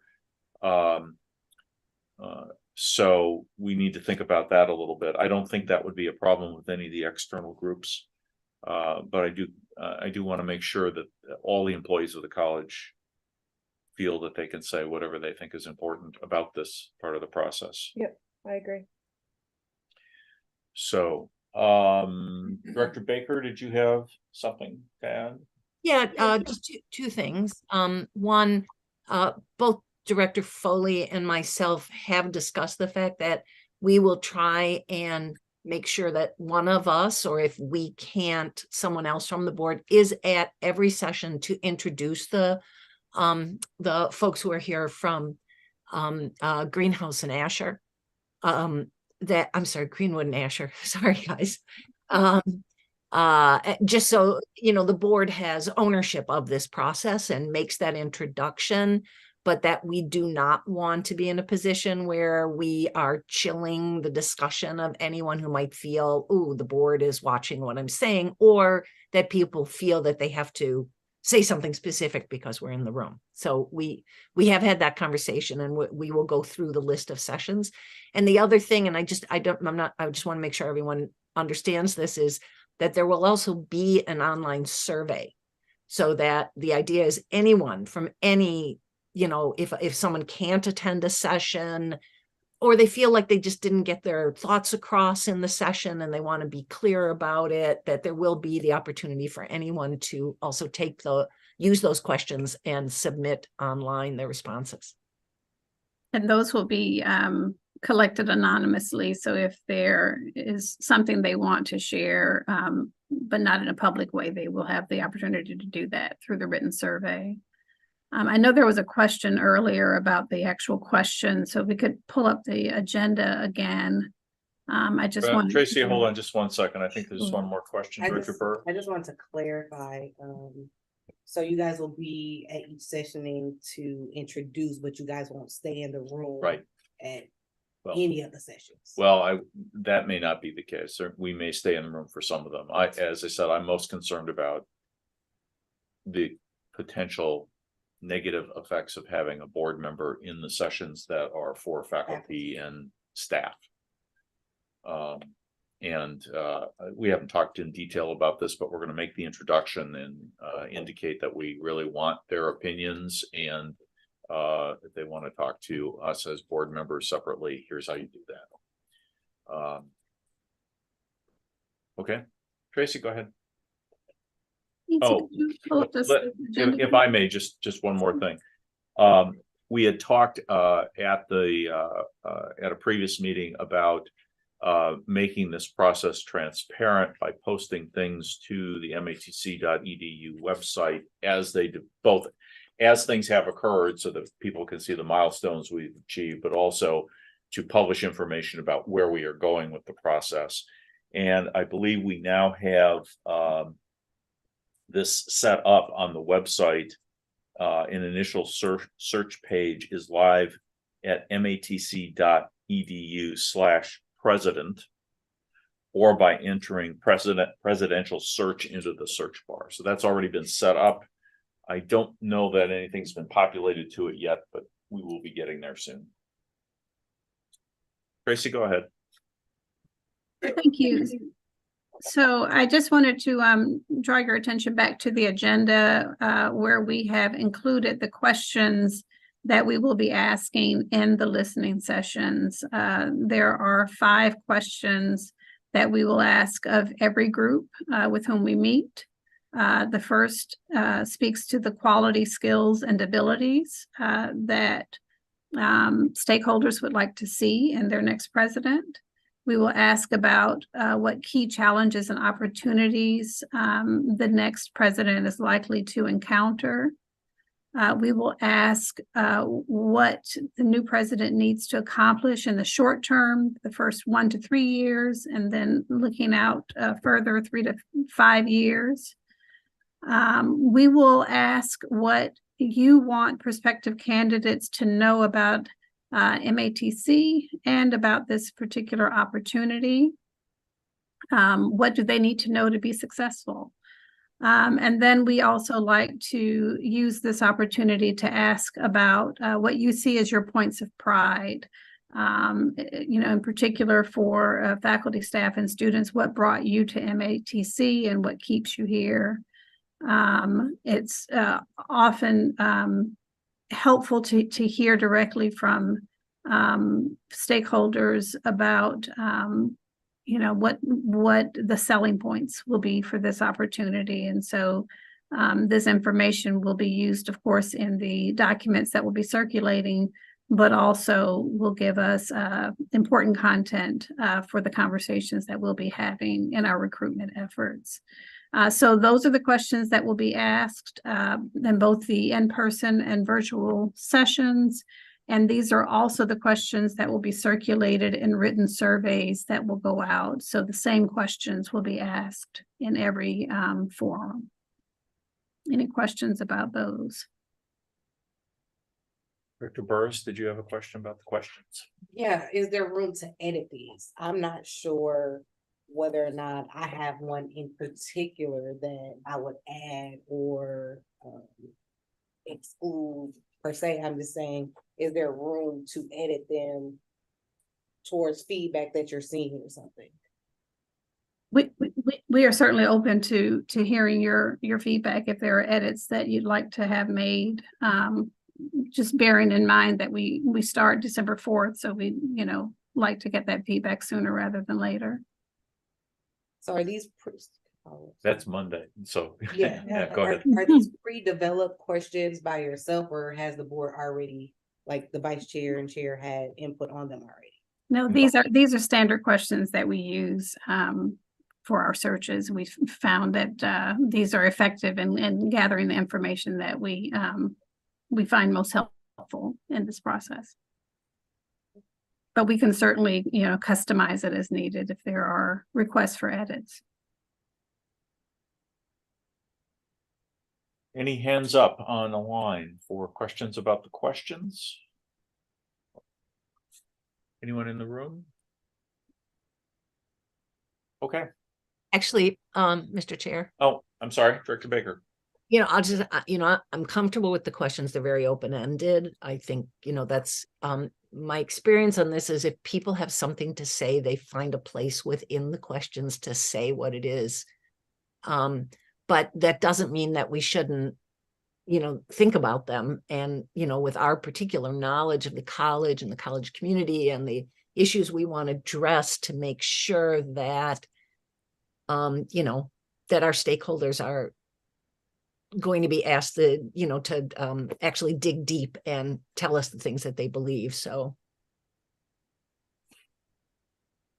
yes, I would just like to make the comment that I have heard the fifth question interpreted two different ways already as to what here means, whether that's the college or the city, both, either, etc.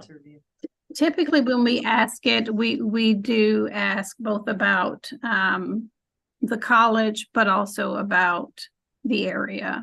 And so we are happy to take feedback on any of that. Candidates will be interested in knowing your points of pride in the area as well, I believe. Anything else before we move on? Okay. So that actually concludes our presentation. At the bottom of the agenda, there's just a reminder of the next steps. After the listening sessions, we will have the anti-bias workshop, and then we will meet again for our prospect review meeting. But you will be hearing from us quite a bit between now and then. So if there aren't any other questions, that concludes our presentation. Thank you very much. Thank you very much. Thank you so much. We look forward to working with you. Thank you. Have a good evening. Thank you. Bye-bye. Thank you. Bye-bye. Peter, can you and You've already got it. Okay. Two other Mr. quick Chair? items.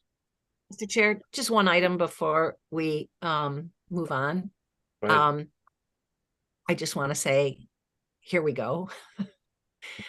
I mean, this is the beginning of a very intense, very unique process that we're all going to be a part of.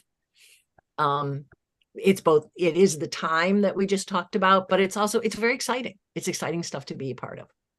So. Thank you. And it's really not my cold medicine talking. Two other quick items on the chair's report before we move on. First is a reminder that the winter commencement will be held on Sunday, December 10th at the Fiserv Forum at 10 a.m. I believe that at least 6 of us are signed up to attend. Do you need confirmation, Beth, about who's coming? It might be helpful for the team that, sets the stage, so I'll have Pete reach out and reconfirm. Okay, very good. Thank you.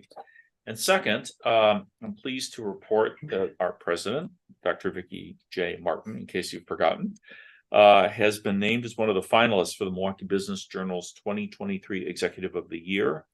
The Executive of the Year will be announced at the event on December 7th at the Pfister Hotel. So congratulations. Congratulations. Congratulations. Next is the President's report. Well, good evening, Chair Foley, board members, faculty, staff, student, and community members. On October 25th, we celebrated the completion of the recently opened electrical power distribution outdoor training facility in the Metcalf Park neighborhood. This training facility is a collaboration between MATC, We Energies, the City of Milwaukee, and the Metcalf Park neighborhood, as well as the Milwaukee Metropolitan Sewerage District. Boy, that is a mouthful. This partnership will expand training opportunities tied directly to high demand, high paying jobs, while also bringing in a new asset to the Metcalf Park neighborhood. I have to tell you that the students who are participating in this were very excited about this, as well as the neighborhood.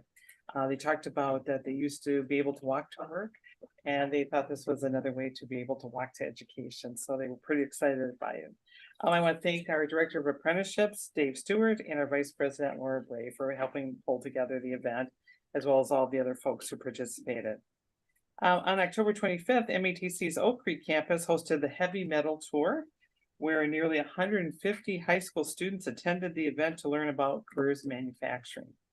The event was sponsored in part by All Within My Hands, a nonprofit established by the members and the management of the rock band Metallica to support and advance careers in heavy metal manufacturing fields. To date, we've had 40 students of MET. Let me do that one again. To date, 40 of METC's first 49 Metallica scholarship recipients have graduated, with another 4 expected to graduate in December. Thank you to Carol Voss, our Associate Dean, and to Becky Alsop, our Dean for Manufacturing, Construction, and Transportation Pathway. We also had a successful fall open house at the downtown campus on November 9th. Prospective students just flooded our hallways to explore our many program offerings and make personal connections with representatives from across our college. Many faculty and staff were here as well. So prospective students had the opportunity to submit their FAFSA, which is federal financial aid, as well as to apply for our Promise program. We had over 100 prospective students who came to this, surpassing our spring number. Thank you to Marwell Santiago and his recruitment team for arranging the event, and thank you to the many college faculty and staff who were on hand to meet with prospective students that night. The same evening, as the open house, Dr. King and I had the pleasure of attending the Black Student Union event, where we met with the new members of a Black Student Union. The BSU represents the largest group of students of color, and the college is grateful for the students' advocacy that informed our 5-year diversity, equity, and inclusion plan. That was a really exciting event. Quite a few faculty and staff also attended that. As you know, the expansion of open educational resources, OER, we've talked about that many times. It's been one of my key initiatives over the years, is set to receive 2 significant state grants. And when we say open educational resources, these are free to students, which is really great. It really reduces their costs to come to school. So we had an institutional grant amounting to $124,000 and a consortium grant of $200,000. This is really helping our students make education a lot more affordable and allowing access to resources. We've had a number of faculty who have written some of the curriculum that's now being used statewide. So really appreciative of this initiative. On November 20th, I had the honor of celebrating the 22 MATC students who became U.S. citizens at the New Citizen Recognition and Resource Fair at our Walker Square campus. I was joined at the event by Wisconsin Governor Tony Evers, our own Jose Perez, a former board member, community partners, and MATC administrators and staff. In addition to celebrating our students' achievements, the Resource Fair provided them with information on our post-secondary programs that they can come into, financial aid and scholarship options that are available to them, and voter registration. In fact, we had a booth where they could actually practice and set up and find out how to do that. So thanks to the staff out at Walker Square, Veronica Torres, Berta Barillas, and Annette Velez. On Monday, November 27th, I was joined by our Milwaukee Mayor Johnson and some of our current Shakota Scholarship recipients at our Walker Square campus to announce our next cohort of Shakota Scholarship Program. Our deadline date, and this was part of the announcement, was Friday, or is Friday, January 5th, thanks to our marketing and communications team led by Laura Bray.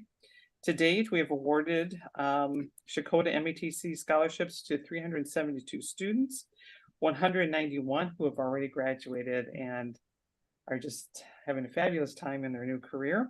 Lead donors Ellen and Joe Shakota are intentionally focused on making students ready in a very short period of time for their careers, get them into the workforce where the employers need them the most. Our students who receive this particular, and this is a last dollar scholarship, they have to first apply for Pell Grants and so forth, but this is that full ride scholarship, and they are retained, and you can imagine, at very high levels because everything is covered for them, and they graduate a lot more quickly than our other students. I want to thank the Shakotas, the donors who've given to this program, faculty, staff, and administrators. We are just a few $100,000 away from getting the last $1 million. So we're pretty excited by that. I would also like to thank Sarah Cafford in particular, who's done an amazing job in the day-to-day operations to make this so successful and make students really feel important and heard and stay on path to success. And that concludes my report. Thank you. Thank you. Vice President Bray, we have you down for the legislative report, but I think that would have been just to introduce Rami Zelenkova. All right, thank you. Next is the enrollment report from Executive VP Philip King and Vice President of Enrollment and Retention Ava Paulus Martinez. Hi, good evening, Dr. Martin, Chair Foley, and members of the district board. I am happy to give this month's enrollment report. Next slide, please. The enrollment report for today has a lot of focus on registrations in particular, and also in looking at the FTEs and how we're doing. So for example, for fall 2024, which is this fall right now, fall 2023, our budgeted goal was around 3,900 students, specifically 3,950 students. As of today, we have attained 3,939 students. So we are almost there. We are at 99.72% of our goal, and we are falling behind 11 FTEs total. So we are doing good, moving forward and continuing with our strategies in this way. Next slide, please.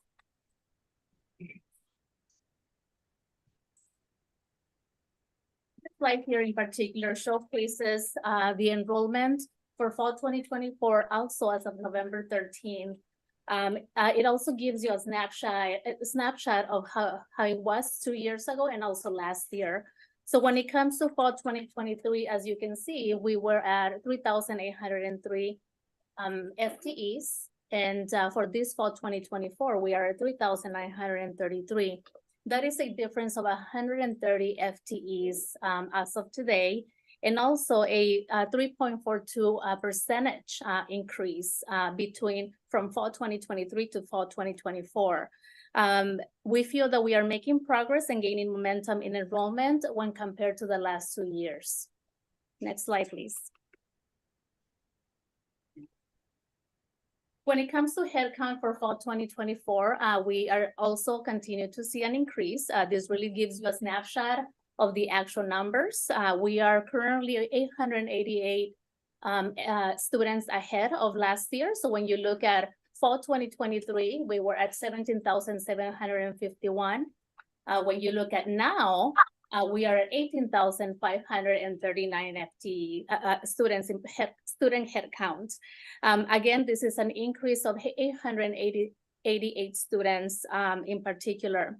I also like to point out that we are we have increased enrollment by 5% if we are comparing our fall 2024 enrollment to our fall 2023. So we are making progress in this area, and you can definitely see not only the FTE numbers, but also the head counts and the way it translates into actual number of students. Next slide, please. When it comes to our student demographics for fall 2024, we know that the majority of our students identified as women students, 58% specifically. We also know that 39% of our students are male identifying, and then we also have about 2% of our students who are listing themselves as unknown. When we're looking at these demographics, we also know that 58% of our students identified as students of color, 0.53% identified as non-resident, and 31.59% identified as white students. Students who listed themselves as two races or biracial also account for 3.77% of our student enrollment. What I like to point out in this last slide is that much of the progress that we have made in the last year, in particular, when we compare our fall 2023 to our fall 2024 enrollment, it really highlights and tells a story of how our students of color in particular, or Black and African American students and Hispanic students, are the students that continue to come to MATC and continue to enroll at MATC. Specifically, from fall 2023 to fall 2024, we saw an increase of 408 Black African American students more than previous years. We also saw an increase from fall 2023 to fall 2024 of 727 Hispanic students. And we also saw an increase of 231 more white students from the year fall 2023 to fall 2024. I wanted to give you a quick snapshot of how the numbers are looking, because these numbers are aligned with what's happening nationally and also in the Midwest, that our students of color and student of color population will continue to go to the college campus, and they will continue to enroll in community colleges specifically. Thank you. This concludes my report. Thank you. Thank you. Thank you. Next is the Milwaukee PBS General Manager's Report. Debbie Hamlet, please. Good evening. Good evening. Welcome.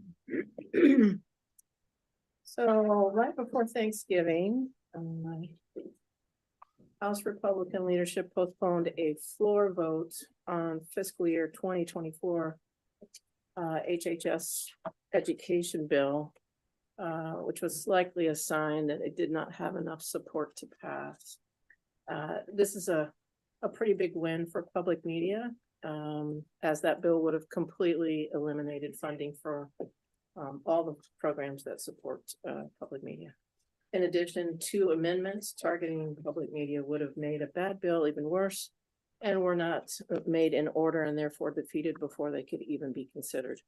There is a very large contingency of people who belong or get messages from public media, or are members or supporting members, also get messages from Protect My Public Media, who sends out regular alerts about public media funding. So you can stay up to date with those messages if you want to sign up for those. We will probably continue to see much more of this in the next year or so. Although it's not new, it has happened in my 25-year career several times. We do keep an eye on things, and we don't cry wolf every time a bill goes through, because there are a lot of bills that go through, and some of them just are not credible. So we do pay attention to what's going on and wanted you to know where we are standing at this moment with bills that were scheduled to go through. We're about halfway through the fiscal year and roughly about 35% on our way to our $6.7 million goal. Just this past week, we received our PBS dues invoice of nearly $1.9 million.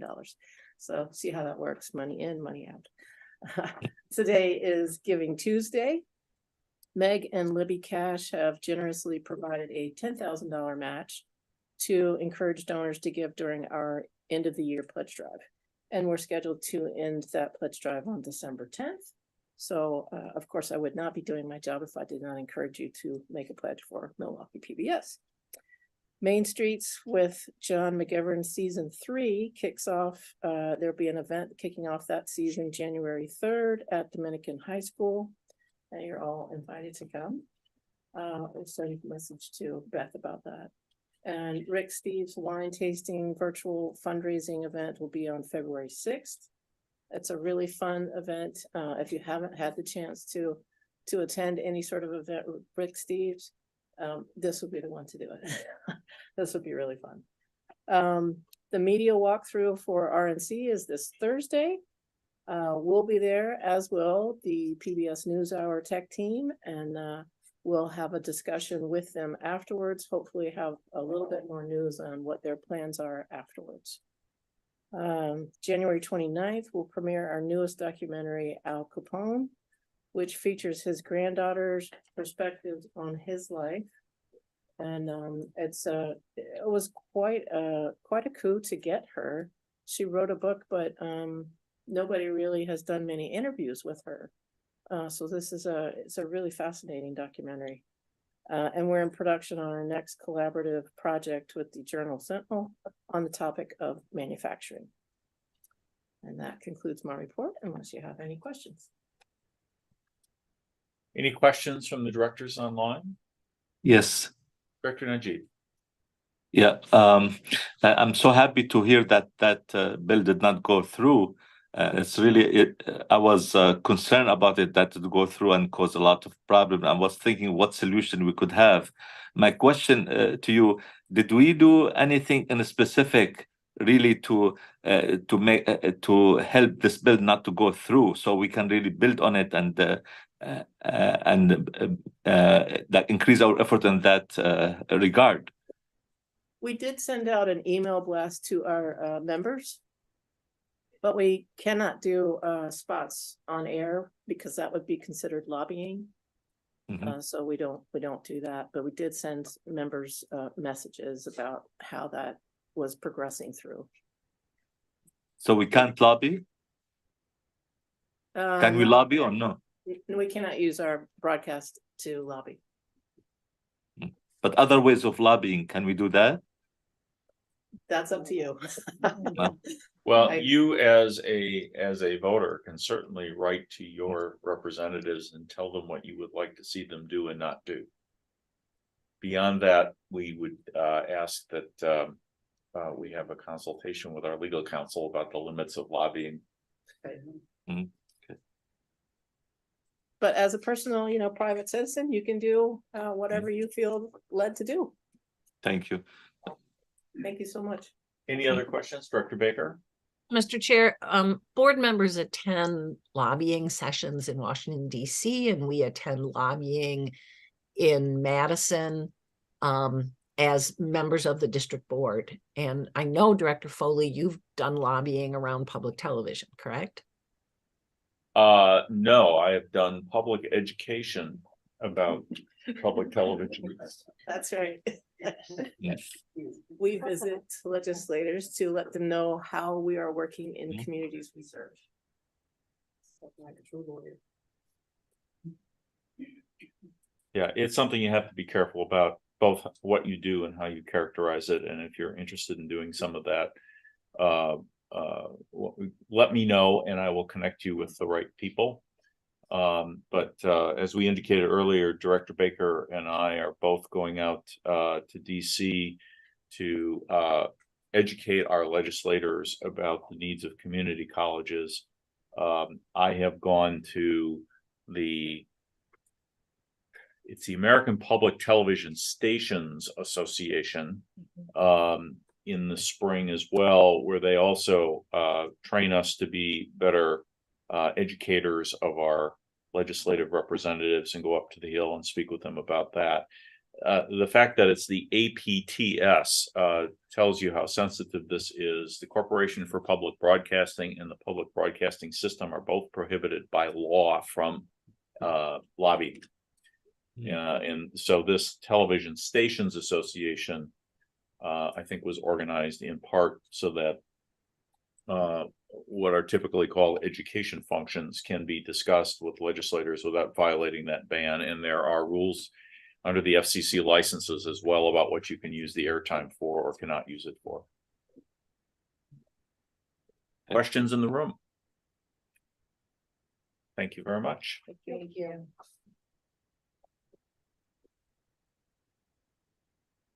All right, next up is Kimberly Haynes, our student representative. Thank you, Director Foley, Dr. Martin, Ricky Martin, members of the MATC District Board of Administration. I'm excited to share that the Student Government Associations and District Student Government Association have had 2 new student organizations start here at MATC, the Women in Non-Traditional Occupations, Labor Ladies, and the Rahiga Student Association. We also had 2 new funding requests. One was from the Black Student Union for their BSU inauguration, and the other was for Mothership for their MDev conference, where they co-sponsored it and got to take 20 individuals to it. In a recent executive officer meeting, the DSGA, we began with voting in Warren Murphy as vice chairperson, as well as talked about our 4 committees: budget approval and allocation, events, organizing and running the events for MATC, support, promotion, and existing clubs, academic technology, tech access for classes, and the legislative task force, constitution revision and resolution. We decided to have an officer volunteer for each group and send out invites to other organizations here at MATC to help fill in the group so that we might make it the most impact for our school. And at Wisconsin Student Government, we had our second meeting on November 7th at Madison Technical College in Madison, Wisconsin. USG is currently planning the legislative summit in Madison for February, where we will advocate for technical education to legislatures and representatives. Lastly, as a student, I enjoy getting involved in attending our events at Dallas campus through student life. Specifically, I enjoyed the Native American History Month displays, the domestic violence presentation, the blood drive, which I participated in, the thankful poster board in the hallway where students can write what they're thankful for and post it on board in the hallway, and the puzzles used for de-stressing, which I have done on several occasions. Those events helped me to build new connections to other students and staff while positively engaging in a new experience. Finally, I thank you for your time and opportunity to share this information with you today and keep you updated. Thank you so much. Thank you very much. Any questions, Kimberly? Just wanted, what Mothership, I didn't know what the group was. They're computer technology, and they're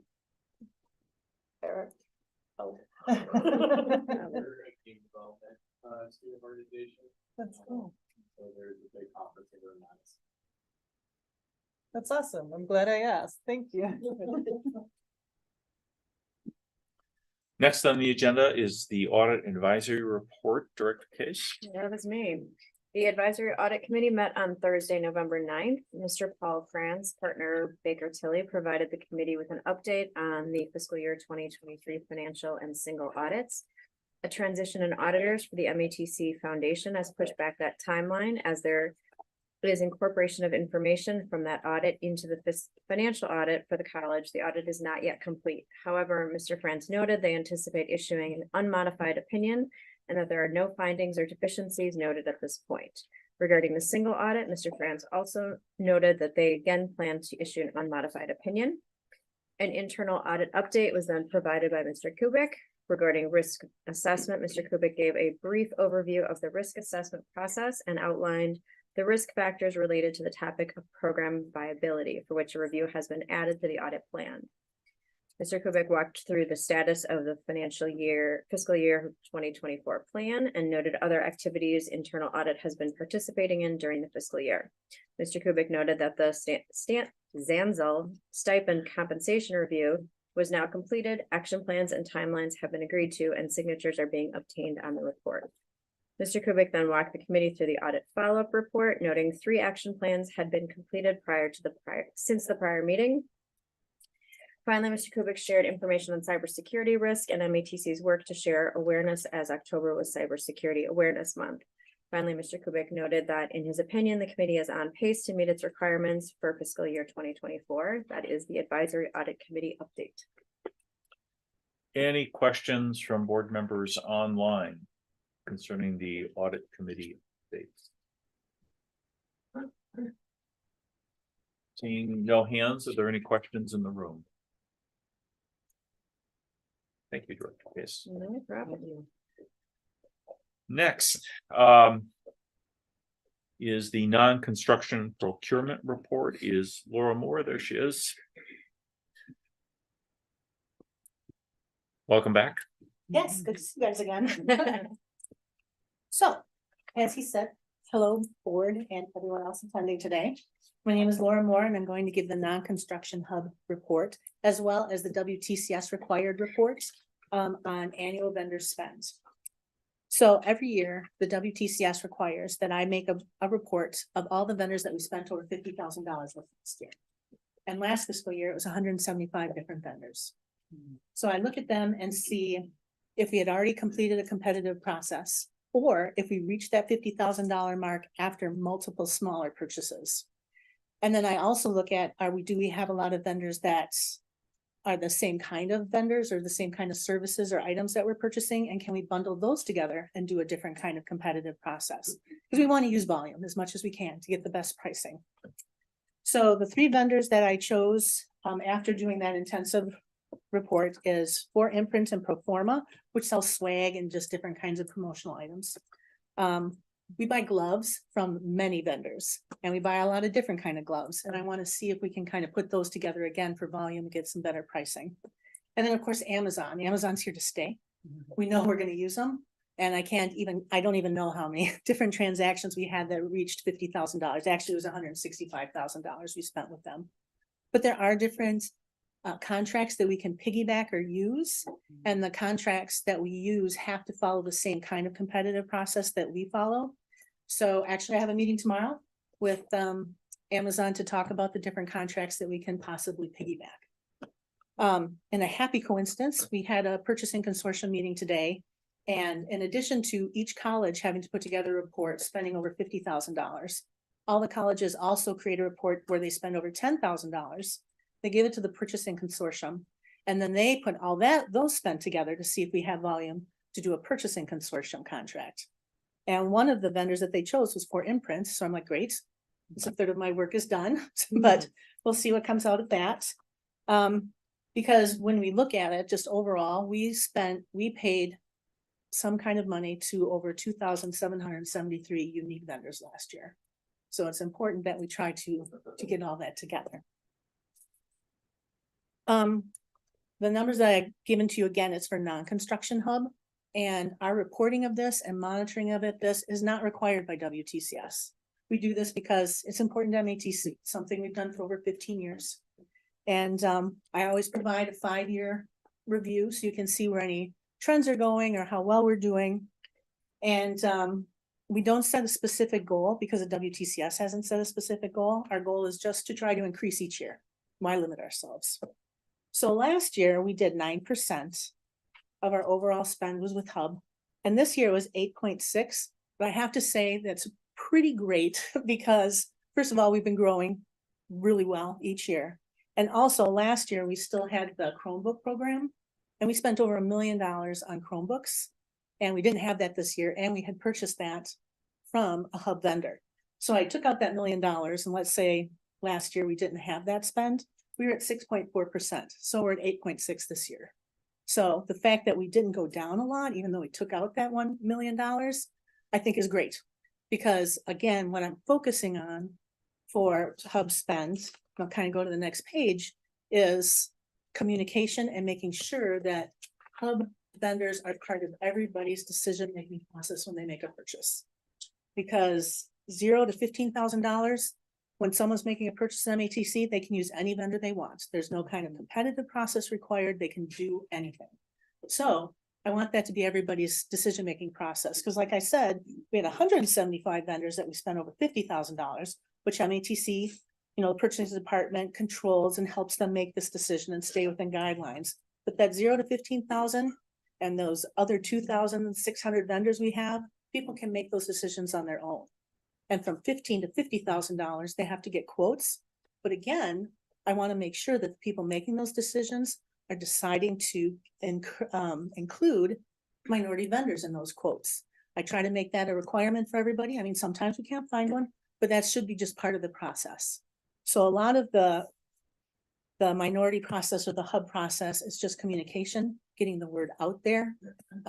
One thing that we've done, kind of going back to where I talked about the percent of spend, is before we only counted those Hub vendors that were certified. But that doesn't seem fair. There's people that are smaller companies, they just don't have the time or the money to do that. So we started monitoring that as well. Last year was about $500,000, this year about $400,000.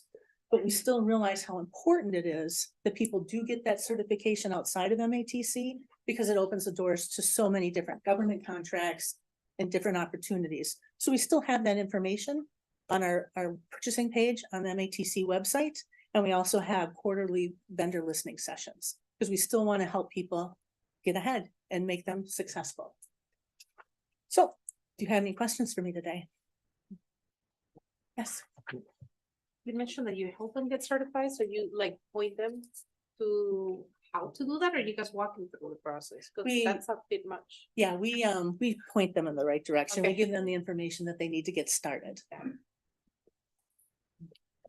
Any questions from, yes, Director Najib?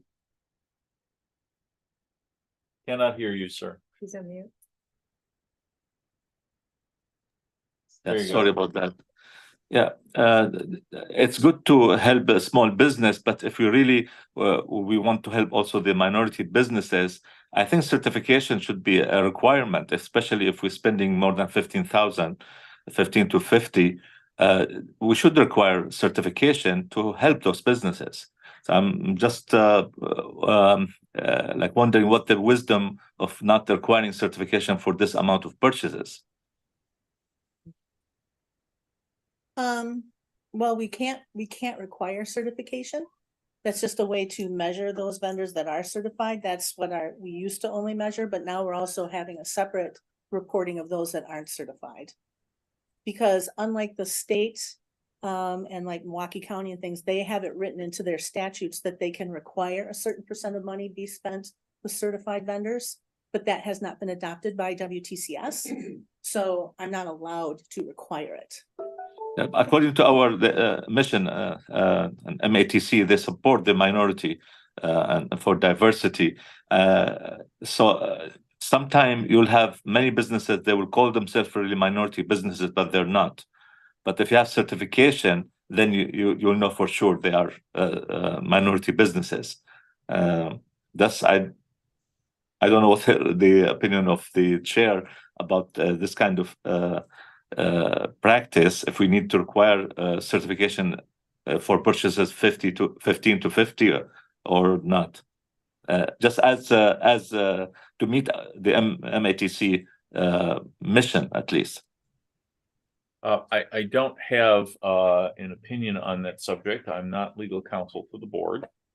And we will ask, I think the college's legal counsel to tell us what not tonight, but by the next meeting perhaps, or in between now and then, what the rules around that are.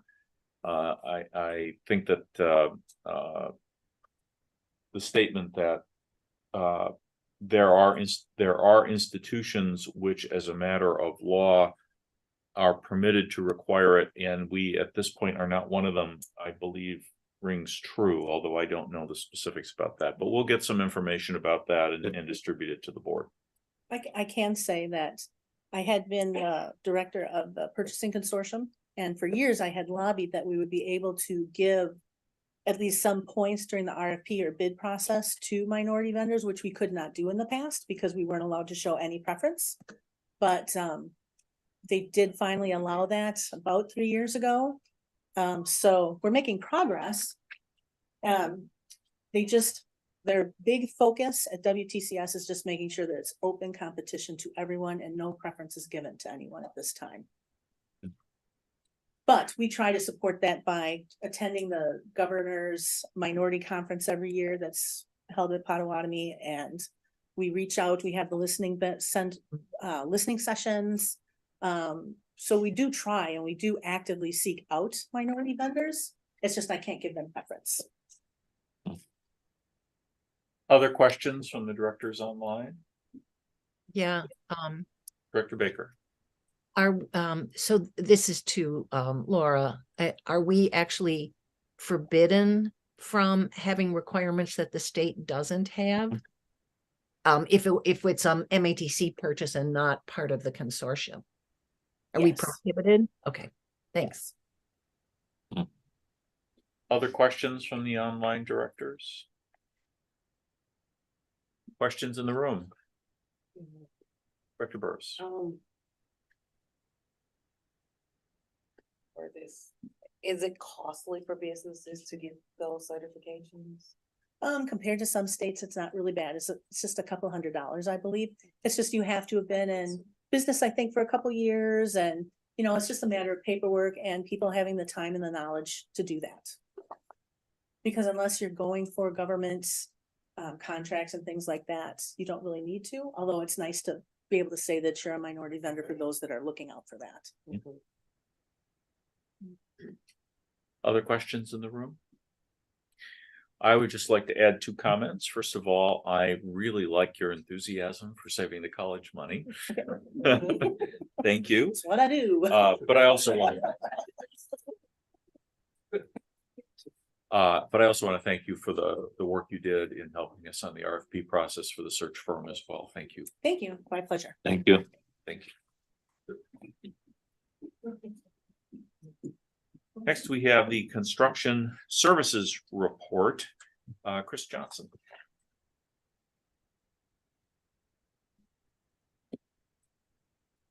Good evening. My name is Chris Johnson, Interim Director of Facilities Planning, Sustainability, and Construction. So I'm here to present the construction portion of the procurement report for FY23, specifically highlighting the hub percentages that we were able to secure in both our bidding process and our direct contracting, mostly through our RFP vetting process. So in 2022, we had a hub participation percentage of 29.2%.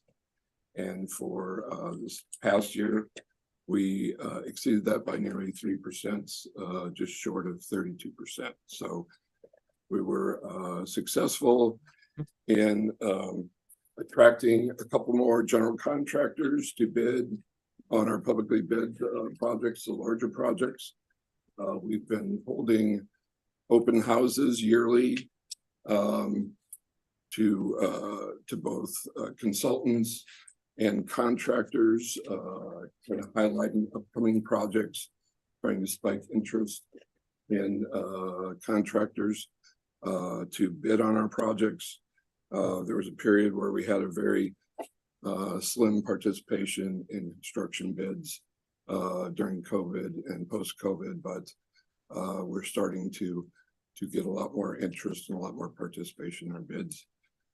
So that was one strategy that we've had some success in.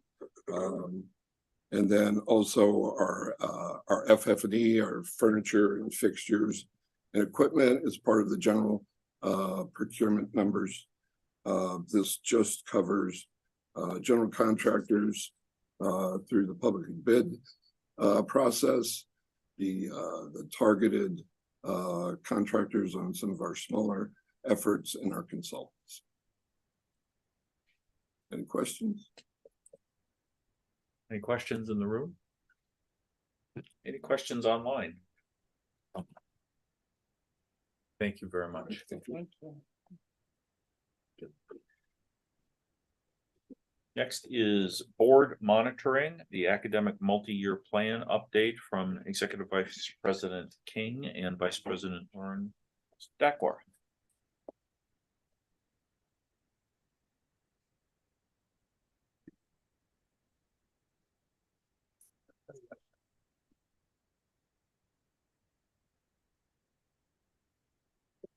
Good evening. Pleasure to be here with all of you. I sound like I'm under the weather. I just got off a plane, so maybe I don't think I'm under the weather. So sorry, Carl. I think you received Dr. Dakwar's video report, which is the presentation that's in front of you. We did have one slide, however, that we wanted to include and have our esteemed dean, Carl Meredith, present, because it's really about one pathway in action. And so I was going to turn it over to Carl first, if that is appropriate. Sure. Okay. Welcome. Sure. I don't know if you want to go to, I think it's slide 6 in the presentation. Slide 7, I think. Slide 7 Yep. in the presentation.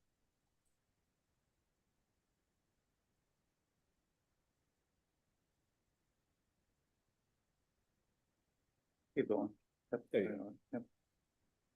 So good evening, Chairman Foley, esteemed members of the board, Dr. Martin, and MATC leaders. It's an honor to present the results of our Pathways Academic Multi-Year Plan, which has been a roadmap for us that has been pivotal in shaping our Pathways focus, strategic lines of efforts, and priorities of work and success.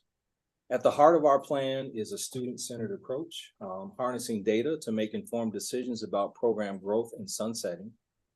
We've utilized comprehensive data sources like the 2021 RNL market study, historical program enrollment trends, student surveys, and program viability data to make strategic choices. These data-driven decisions have enabled us to identify high-demand programs for growth and lower demand programs for transformation or sunset. As an example of our success is the business management program, which we've converted to a 100% 8-week accelerated format, introduced various learning modalities and inclusive access to digital materials to make sure that students have access to their course materials on day one. This program alone has seen remarkable growth, with AAS enrollment up by 16% and technical diploma enrollment up by 81% since we've implemented our AMP plan. Similarly, our real estate program has been restructured to include accelerated courses and expanded online presence, aligning with industry certifications. The results have been impressive, with a 48% increase in the AAS enrollment and 171% increase in the salesperson technical diploma since 2021. Conversely, we've also made some tough decisions to sunset programs like the administrative professional and medical administrative specialist AAS degrees due to consistent declines in enrollment. However, we have focused on transforming these programs into more market relevant technical diploma programs with embedded certificates and industry credentials. Our focus has not just been internal. We forged diverse and strategic partnerships. This has included collaborations with the Wisconsin Department of Revenue, the VITA, or Volunteer Income Tax Assistance Program, NACE, or the National Association of Community College Entrepreneurship Organization, as well as prestigious four-year academic institutions like UW Milwaukee's Lubar School of Business and Marquette University's College of Business Administration. We're also excited about our future partnerships and plans with forming relationships with an HBCU as well as an HSI in this year. The results of our academic year, multi-year plan are clear and encouraging. We've surpassed pre-pandemic performance metrics in multiple areas. This includes full-time equivalencies, FTEs, course registrations, average class size, and online course offerings. As well, equally rather, our persistence and retention rates have seen significant improvements, and our transfer rates have increased by 5% since 2018. In conclusion, our academic multi-year plan is a testament to our commitment to being student-centered, data-driven, and partnership-oriented. Our strategies are yielding tangible results, benefiting our students, the college, and the broader community. I thank you for your attention, and I'm happy to answer any questions that you might. Director Burris, you look like you have a question I ready do, to but- emerge. I do, but I think I'm gonna take my question offline. Okay. Any other questions in the room? There's some virtual questions. What do we have on? Dr. Baker. Director Baker. Hi, thank you. That was super interesting. I appreciate you starting on the ground. Makes it some easier to understand it in its application. So it says, so this was started, the academic multi-year plan was started in 2022. What guided us before that? What did this replace? So I'll be happy to answer that. So for the most part, we were working directly cascading from the strategic plan, the college strategic goals and so on, the president goals, the VP goals and so on. We didn't really have an actual plan in place, but it was a combination of other strategic plans. Anyone else on? I'm sorry, go ahead, Director Baker. I just said thank you. Oh, okay. Anyone else in the online group? Mr. Chair? That is Director Morocco. Yes, I'm wondering if you could go more into depth about those programs you had to sunset, those AAS programs you had to sunset. If you could speak more to those. Yeah, absolutely. So the two programs that I referenced, the administrative professional program and the medical administrative specialist program, we've seen declining enrollments over the last 3 years. Off the top of my head, I think the administrative professional program is down 51% in enrollment since 2021. And I think the medical administrative specialist is down approximately 61%.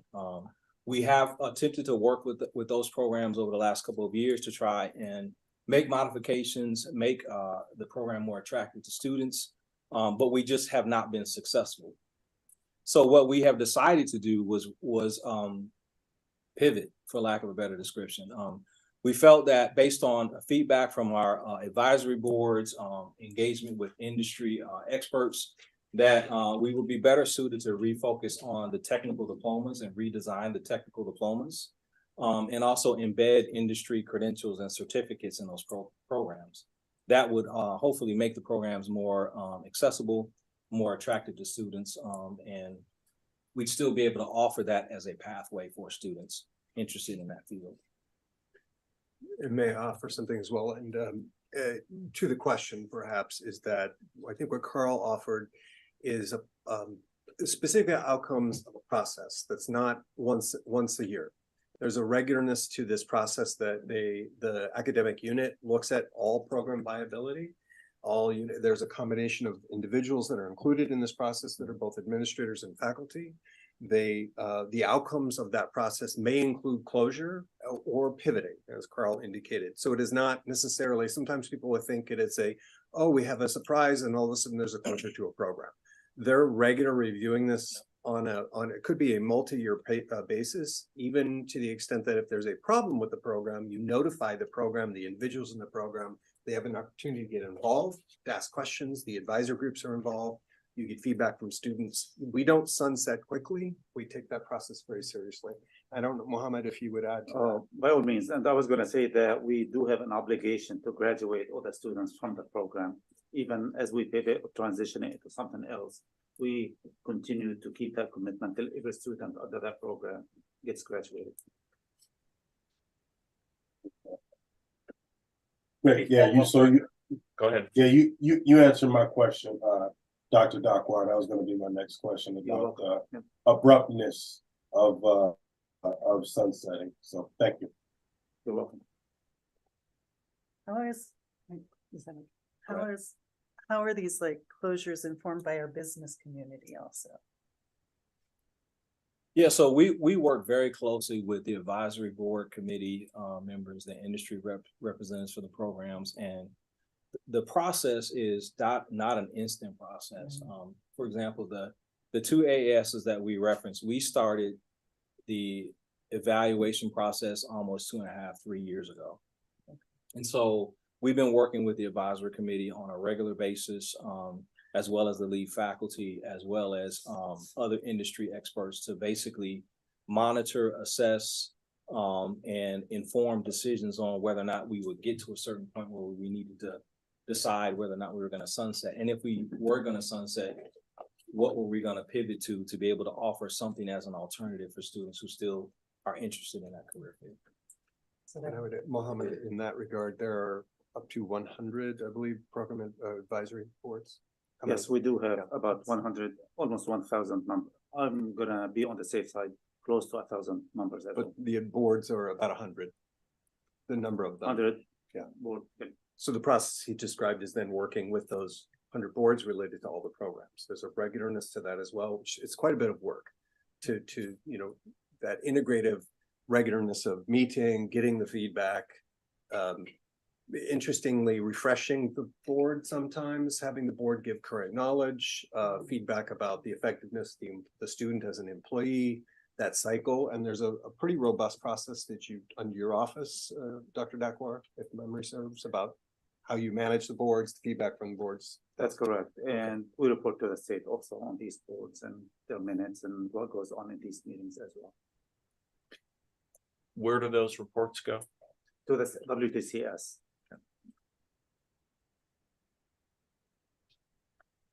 Any other questions, follow-up questions? Any other questions in the room? All right, thank you, gentlemen. Thank you very much. Next is the dual enrollment report. Philip, I think you're staying. I am, and joining me.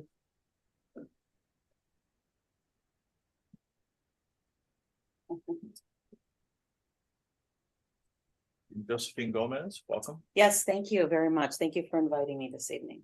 As before, I think we've had a prepared presentation. One of the things I wanted to update all of you about is about a month ago, October 30th, we did respond to the board and we had a memo that went out. And the memo was about our interactions in the community and involved 3 different components, which was high school relations, our recruitment, as well as career options. And it was rather comprehensive and responsive to some of the questions I think you've been asking us. But I wanted to be clear that for tonight, the presentation from Dr. Gomez is really about high school relations. She may cover some of these other topics, but she's saying very centered on that. Very good. Thank you, Dr. King. Well, thank you again for inviting me. It is a pleasure for me to update you and share where we are with dual enrollment. I prepared 3 highlights for you just to go over and then open up for questions. The first highlight that I have for you today is that we did see an 8.25% growth in the total credits. So last year, MATC awarded 17,107 college credits to high schoolers, which is an increase from about 15,000 prior year. I believe in the report that you received, you were able to see a 6-year trend growth. So we continue to outpace ourselves. We do have 2 strategies that we want to leverage as a department to continue that growth. The first one is continuing to work with our partners in transcripted credit. On average, 3 or 4 high schools will call us per week asking how to certify their teachers to provide one of the many, many courses that we offer here. Next year, we have lined up already 9 new teachers. And so every teacher is a course that can be taught, and that teacher may teach that course once or up to 5 times per day. So very pleased with that. And the other one, as Dr. King mentioned, is our middle school approach. We're playing the long game when it comes to dual enrollment. It is, as a former high school teacher, and principal, I can tell you that it's here to stay. So more and more schools will be looking at kind of a long-term approach. We will be, going out. We've targeted about 10 to 20 middle schools that we plan to go out and begin to speak with middle school parents. I will tell you again, as a high school principal, I always talk to the parents. You ask a student if they want to take physics, they're going to tell you no. But their parent will obviously sign them up for these classes. So we definitely want to do that. And we are doing that in partnership with our recruitment team. And we're doing that in partnership with our Men of Color, our HSI, and our Career Hub, so that when we go out, we present to parents the opportunities of MATC. The second highlight that I have is that we are continuing to trend in the same direction as our WTCS partners. I have been here for about 9 months, and I have met with Ann Westrich as well as all of the 16 partners that we have, just to gain an understanding of what they're doing, their demographics, their offerings, their program, their approach. And I am happy to report that we're trending in the same way, and we all have the same strategies in mind: addressing middle school, addressing underrepresented populations, and going forward, looking at ways where we could really leverage high schools to engage with us and come on campus in our Start College Now. There is a lot of benefit to having high school students come on campus, not only use the resources of the campus, but really engage and being focused at that level, getting away a little bit from the high school shenanigans, as I call them, and being uber focused here. So that is the work that myself and Dr. Najera, as our executive director, meeting with our principals, meeting with our superintendents to have them understand that.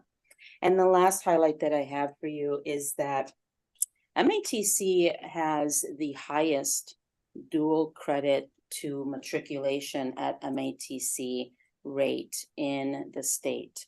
Except for 1 year, which was in 2021, when Mid-State was beat us out by, they had 87% and we had 87.8. So on average, 80% of our students who graduate with a dual credit matriculate into MATC within the first 3 years, or after graduation 3 years. So very high for us. That says a lot about the faculty, the staff, and the experience that they have here at MATC. Thank you. Not sure if anybody has any questions for me. Maybe one question. Director Najib? Yeah, I noticed that there's a big difference in the dual enrollment between some school, like the Oak Creek School, compared to the other school. Do we know why this big difference? Yeah, so Oak Creek is very forward thinking in their scheduling. We'll start with that. They offer classes on a quarter basis. So it's block schedule. Every quarter, the students will receive a new set of classes. So if you have several teachers teaching dual credit, they can rotate those students through pretty quickly, 4 times the rate that a regular high school would. Number 2, they've made a long-term investment in the trades, which having Oak Creek campus very close in proximity has helped them. And lastly, they have engaged a lot of their high school teachers to finish masters or other credentials that have certified them here at MATC. So they have a very direct and clear approach of who and what they want. Can we do something to educate other high school to do the same if it is successful? Well, when I talk to high schools, I highlight 3 models. So I highlight Oak Creek for the big suburban schools to take a look at. Oak Creek population is also booming. And so they do have a lot of students that are incoming into there. The other school that I highlight is the Tenor High School that is not too far from here. where all of their seniors do classes here at us. And finally, the Howard Fuller School. Howard Fuller has one period of day where their seniors go into a class and they all take an online asynchronous MATC college course. So those are the three models that I highlight to the schools. I am looking at schools that have set a 2-year strategic plan. They won't be able to join any of these models next year, but in 2026, they're starting to make changes to their academic program. So we'll start seeing that slow movement away from AP. I know a lot of schools have invested a lot in advanced placement, and they don't necessarily want to let go of that. As a former high school principal, I can talk to them about the benefits of dual credit as opposed to AP. So that has been helpful also, but that's going to take a while, another 2 years to bring more of those high schools on board. Thank you. Director Baker. Yeah, thanks. So I have several questions on this report, but I'll start actually where Dr. Najib sort of left off. And while I appreciate what you say about Oak Creek, I do think that I also agree with Dr. Najib that we play a role, and our role is not just helping to sort of direct high schools how they should be organized, but also the work we do. I mean, Oak Creek High School has about a little over 2,000 students. 48% of them are getting dual credit. Milwaukee Public Schools has 38 high schools in it, almost 20,000 students. It's like almost 19,000 students. 8% of them are involved in dual credit. That seems to me like a massive discrepancy when there are MPS high schools after, and to be clear, I spent 10 years as the coordinator of career and technical education in Milwaukee Public Schools. There are MPS high schools which are entirely focused on trades. There are a variety of trades and IT and healthcare and other programs throughout Milwaukee Public Schools. So I do think some of this, I appreciate the fact that Oak Creek is very forward thinking in terms of this. And I do not see the career programs and dual credit in any way opposed to AP. I think they both coexist in many high schools very successfully. But I would like to see a lot more effort on the large MPS high schools where most of the children are engaged, and see us being able to like have some results there. Should I just toss out my other questions? Or you want to deal with one at a time? Well, I heard your first point on MPS. I have been in conversation with John Hill. One of the things I noticed was exactly that. And so he and I are crafting a plan on how to talk to more of the high school principals to get them to understand what we have to offer.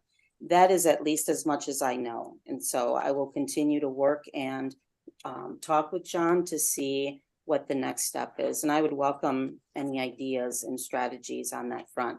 It is a large district, and I totally agree with you. Right.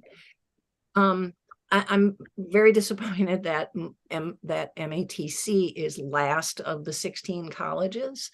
I do appreciate, and I really like the fact that we're growing and that we're paying attention to this and we're putting effort into it. I think it's really important. But when I looked at that chart, and here we are, the largest district, and by sheer numbers, we have the least students involved. You know, I think that this is something that as a board member, I want to help out with. I want to put some focus and, you know, put my shoulder into and in whatever ways we can, because this is a very important pathway for us. And whether that's better communication with superintendents, and I'm looking at our superintendent there, better communication, you know, at the school level, or what it is that we as a board have to be paying attention to. We really have to move the needle on that. So I have two questions then regards to that. One is, which programs drive these really good numbers we have on transition? You know, is that the nursing assistant because we had a big uptick there? You know, which ones are driving that and how do we focus that? And two, talking to middle school parents, I love the idea and it sounds great. Could you just dig into that a little bit? Because that's not always an easy task to do in a lot of high schools, especially in Milwaukee Public Schools. Thank you very much. So first of all, I'd like to apologize for the graph that you are referencing. What I did with that graph is that I looked at our 17,000 credits and I only highlighted everybody who's above us.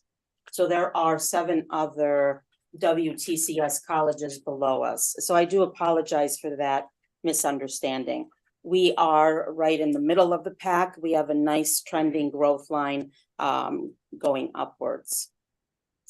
Your second point, I remember the middle school one, so I'm going to do that one. Underrepresented communities and communities that work with city school children. My experience comes mostly from Chicago in the city. By the time that those students get to high school, they have these preconceived notions of what high school is good, what college is, and that they're not going. I'm speaking very honestly from my experience.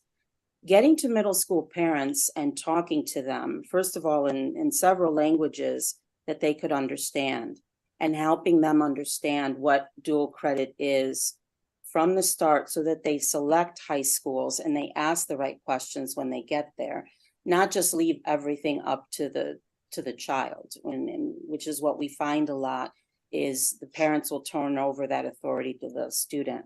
I think that's going to be helpful in helping the parent understand college cost savings, as well as all of the opportunities, including the trades, as well as our associate programs like Dean Meredith talked about.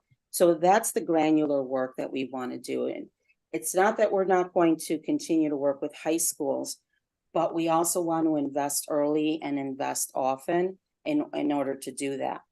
Now, we do have relationships with current middle schools. So it would be a matter of contacting them, asking them, when do you have a parent meeting? And can we have some time on the floor, or can we set up some tables to be able to talk with them? And I cannot remember your second question. Oh, that's okay. And I totally agree with you on middle schools. And when I was at MPS, we invested heavily in putting Project Lead the Way into middle schools, exactly for that reason, to help get kids on pathways towards more technical stuff. I think that it's very challenging sometimes to reach the parents, especially in the middle of the city. That those parent conferences are not always well attended. I think there's a lot of challenges built into that, especially in our larger high schools, and we're just going to have to dig into that and figure out how that work gets done. My other question was, and I do apologize for sort of monopolizing a bunch of time here. This is my last one. It was which programs drive those really good transition numbers that we have, and are we, what are we doing to further analyze that, because that's very important that those transitions continue. Nursing certainly is one of them. The other one would be welding, anything also in HVAC in the trades, and some of our general education in entrepreneurship, some of our business courses, as well as our animation, graphics, and Microsoft Office. Those are the areas that we get a lot of interest in, and those are the areas that then are having students come back and complete their degrees here at MATC. Could you just share that data with us at a later date? Just have somebody send that to us. Sure. Thank you. Appreciate it. You're welcome. You're welcome.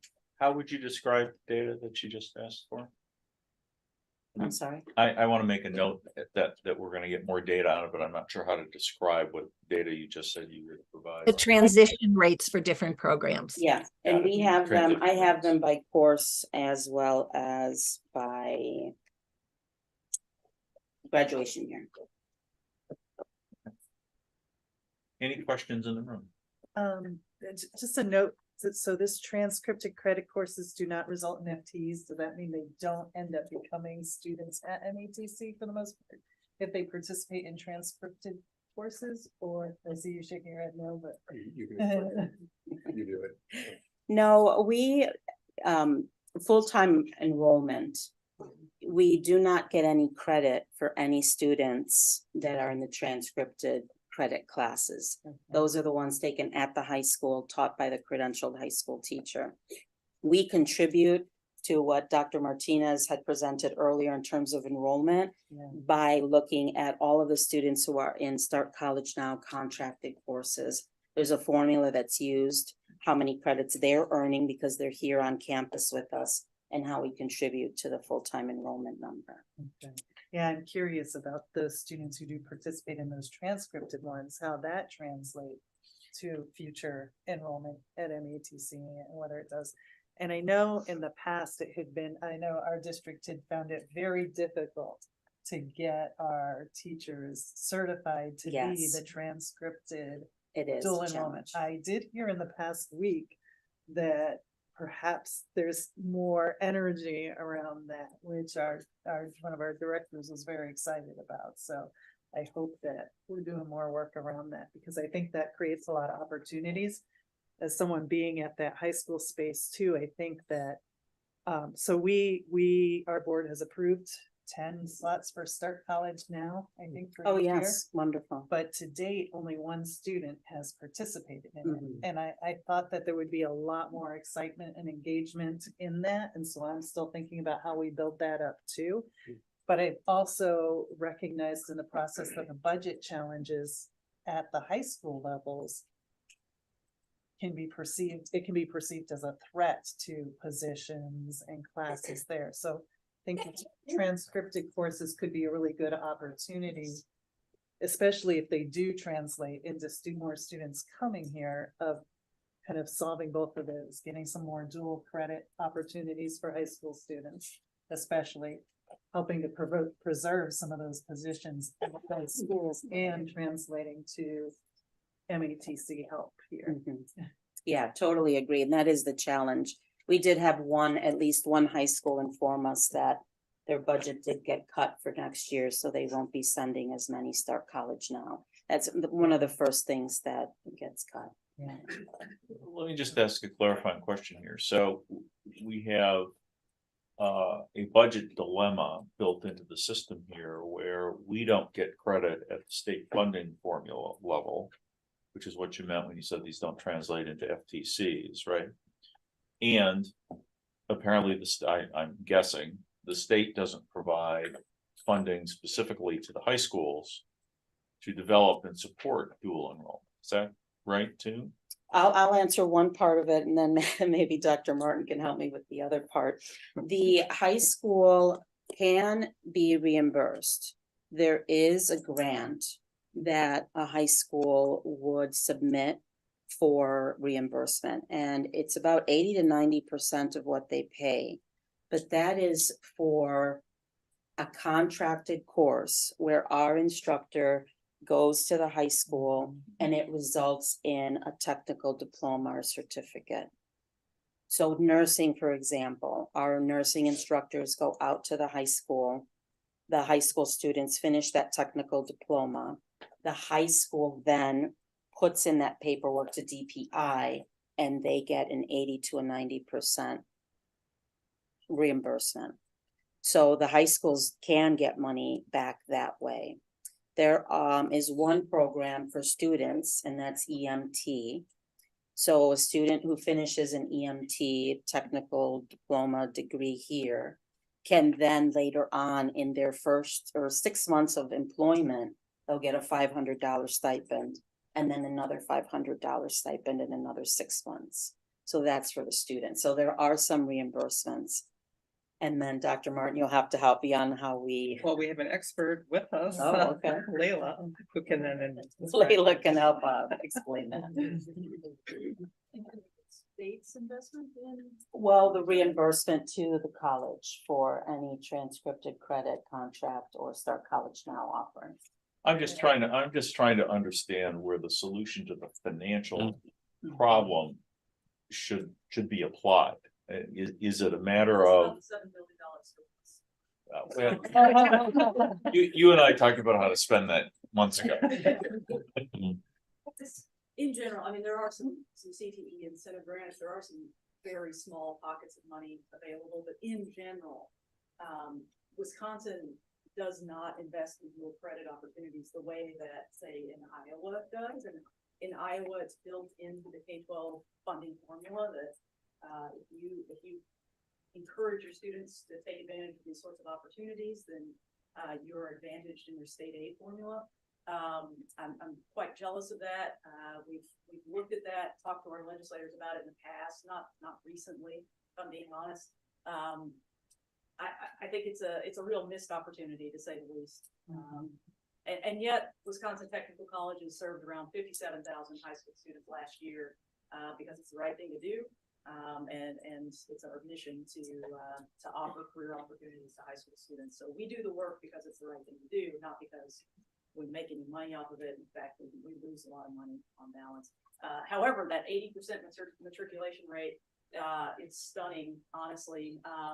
You know, up north, we're thrilled if we can get 25% matriculation. So you guys are doing great in terms of turning those students into MATC students. Excellent. Director Case, you have a question? No, I'm good. I just have a quick question, just to clarify. I got a little lost. So our cost is covered by the high schools, correct? Or we're just doing that? Our cost, the cost for sending the teachers out to the high schools, that's covered by the high schools? Yes, the high schools pay for our contracted instructors to go out, yes. Also for the Start College Now. And the Start College Now is the students come here and take a course on any other campus and the high school. Yeah. We do have parents who pay out of pocket also. They look at the cost of our course versus if the student, well, when the student graduates and goes to a four-year university, taking that English or that math or whatever here is much more cost effective than paying for it at college. And that's why you say some of the schools that invested in the AP programs don't want to take on the additional cost then.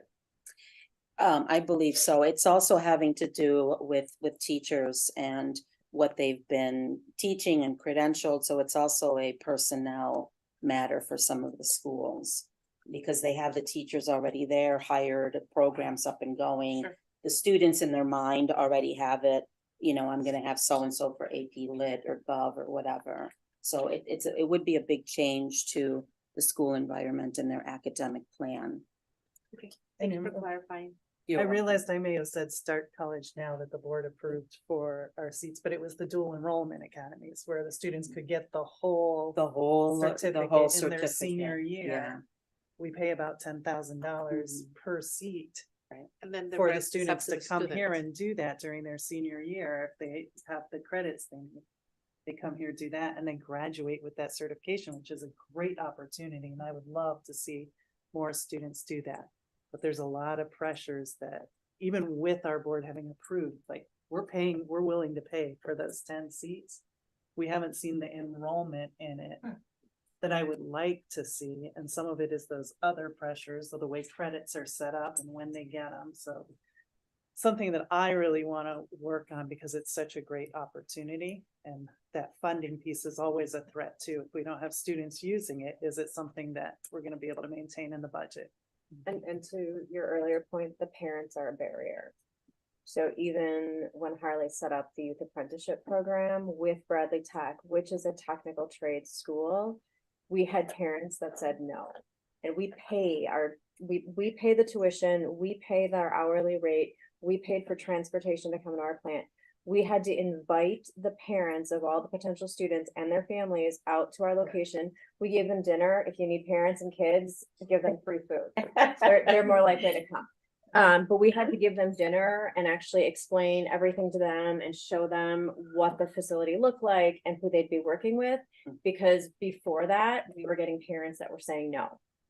And it's not because they don't want to opportunities. They don't understand. They don't know what the potential is. They don't know where you go in that career because it's not within their realm of what they've experienced. So the parents can be a barrier. In some schools, parents want AP programs. They don't want dual. And so the schools get pressure from that. Thank you. I don't know if you want to talk just really briefly about the MPS program, the MQ fund. MQ. Yeah. with the college connections, because I think it goes to Right. what you just talked about in terms of the counselors really had to spend a lot of time and energy along with the staff and the teachers to talk students into believing they could actually do college work and be on college campuses. And that has really been a successful program and is growing, but not fast enough. And those students, almost all of them tend to go on to college afterwards, and usually around here, which is nice.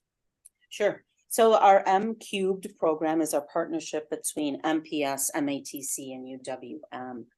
What MPS does is that they put out applications, they go out and recruit to all of the high schools and ask and have students apply. Now, there is a little bit of prerequisite in terms of grades and ACT and things like that, just because they want them to be successful. We have currently 103 students here on campus with us.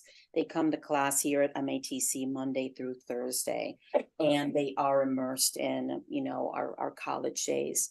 They are brave, just like I told them a couple of weeks ago, and we had a lunch for them, and they stayed and did some career training with us and with UWM, because the traditional high school student is at their high school doing all sorts of different high school activities, and they're basically here on campus. They don't need to go back to their high school. They have advisors here, and MPS also has an advisor with them at all times, as well as MATC and UWM. That is a very successful program. Those students are college bound. Most of them are in our associate degree pathway. So not really the trades, but more into getting that associates and then moving on. Some of them may transfer to UWM directly, since that is the pipeline that they're in. They do spend Fridays at UWM, and then every other Friday, there's an afternoon lunch where we sit and talk and work with them. I have spoken to John Hill. Why aren't there 500 kids in this program? And he, you know, he loves getting phone calls from me, and just having, you know, everybody understand the benefit of it. I think that in my experience, I'm also seeing kind of a swing back. During the pandemic, I think high schoolers became very insular, and not many of them had that high school experience. They lost it. And so many of them are gravitating to wanting that full high school experience. Now, post-pandemic, I can tell you from my experience, those kids wanted nothing to do with us by senior year, and they were looking for different opportunities. So I think we also will start seeing a little bit more of high schoolers just being done with high school at a certain point and wanting to venture back out. So. Do we need,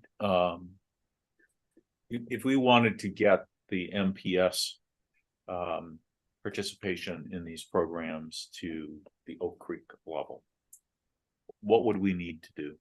Do we need more people to go out and talk to parents and teachers? Do we? You'd need a three-pronged approach. You definitely want somebody, you know, talking with students, talking with parents, and with your administration. The academic decisions lie within the principal, and it would be a matter of talking with those principals and carving out a plan. Several principals have met with me, and we've carved out 2- and 3-year plans. It will take time to rotate. You have a staffing situation with people already credentialed with AP. You know, you have the ongoing success with AP. IB, I know that's about a 50% completion. I know a lot of students who start IB don't necessarily finish it, so that's about a 50%. That's another group of students. I think the MPS is varied enough with enough variety of opportunities for students. The same thing, I get the question about online or in person. Look, we're large enough to offer a variety to every single student. As long as students and parents know the different opportunities they have through dual credit or through AP or a regular high school diploma, you know, that's all we could ask for. Missed opportunities, though, that's my bread and butter. Any other questions online? Just one other comment. to be fair, I think what Director Case said before, we're also swimming against social mores. You know what I mean? This for the last, I'm old, and for my entire lifetime, the goal was to get your children to college. And college meant a 4-year college, not necessarily a 2-year college. And those of you who know me know I went through an apprenticeship, and I appreciate both the 2 and 4-year. So I think that there's just a lot of stuff in our world that we have to get past, which is why the partnership with businesses like Harley, doing things exactly like Director Case just said, where parents, families get a chance to see things, get a chance to explore what it would mean for a kid to go down this path, are so important. And it's a long process. So I appreciate that we have staff, and maybe we don't have enough staff dedicated to it, but that could be something for us to look at in the future. But I appreciate that we are sort of showing renewed interest in this. Great. Thank you very much. I just had a comment. Oh, real go quick. I no longer had a question because Director Baker stole them all. Thank you though. And to I think Director Case's point, and I maybe was it Riley, you guys had no, maybe that was you. You stated that there is like a challenge or barrier with the parents of the children. We got to look at the makeup of the families, because I know as a single parent for a while, I struggled with making decisions that benefited my kids based off of my work schedules. The ability to get them to and from with transportation, the times of start. So sometimes they don't believe that it's possible until you kind of bring them into the space so that they can learn a little bit more about it and maybe have a better insight into what benefits and what workarounds they can make. And sometimes they get the kid it's like exploring a facility. It's like taking a kid shopping. I really want to do this. I really want to do this. So you're kind of like engaging them a little bit so they can put some pressure around their parent, and maybe they can find a village or something to work the transportation issues out or the childcare issues, because in a lot of cases, these high schoolers and middle schoolers are probably going to be acting in a parental role of babysitting siblings and things like that, chores at home. That's exactly right. And when we brought parents in, there was parents where we had to actually explain the difference between my kid works at Taco Bell and gets to bring food home and the amount of money that they would make working for me, because a parent was concerned that they wouldn't have food for the rest of the kids if that child moved. Single parents, they go home and they watch the other kids, and they have no other options. They can't afford extra daycare. And so those are all of the challenge you have with that student being able to say yes and helping that parent make sure that not only are you creating a safe environment for their kid, period, but also that you will support them in all of the things that a lot of those working people don't necessarily understand. And it's hard. I mean, it is a lot of socioeconomic things that come up that if you can't get past and you can't support that family, that it's not an option for them, no matter what you do. I think that's also a great opportunity where those transcripted courses sit though, because they don't have to go somewhere else or come outside of their space. And it's such a push up, a rise up to get those credits and save that money and have that access moving forward.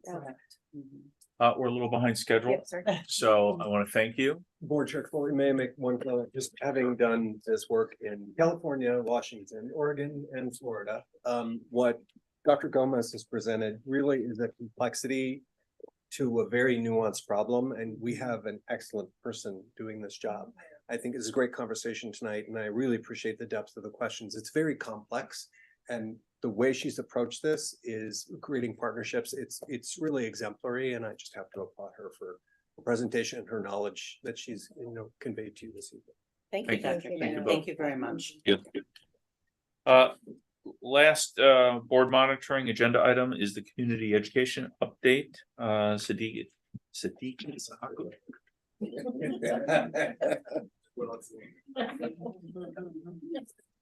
You have the floor. I have the floor. Good long evening, Chairman Foley. District Board Directors, Dr. Martin, and colleagues. I do not have any significant changes from the last presentation, but what I have is in the packet that you have been provided. The only things that I want to mention is continuous growth. From the last time, November 13th, I run the numbers and we had 489 more students from the previous week. So the growth continues. Our student support specialist for the ELL students has also started work, and that person is multi-campus. So he's moving around the campuses to support all the students. Any questions? Any questions in the room? Director Burris? Yeah, so I think the first thing that I realized in your report is that, or now that you're highlighting that we are continuing to grow, but we're now looking to cap that growth because of staff shortages. It's a proposal I'm making, but I'm not. We're an open access program, but if we don't have the financial resources to provide the instructors for and classroom spaces for every student, we may have to make a decision of capping enrollment at some point. I think that's kind of what got us into this mess, and I don't think it's the right answer. Okay. So I'm just gonna disagree with that wholeheartedly. We should not be turning away students that we're trying to educate. I think we should probably look more into the pathway of getting those students through those courses and then into the college to further their education.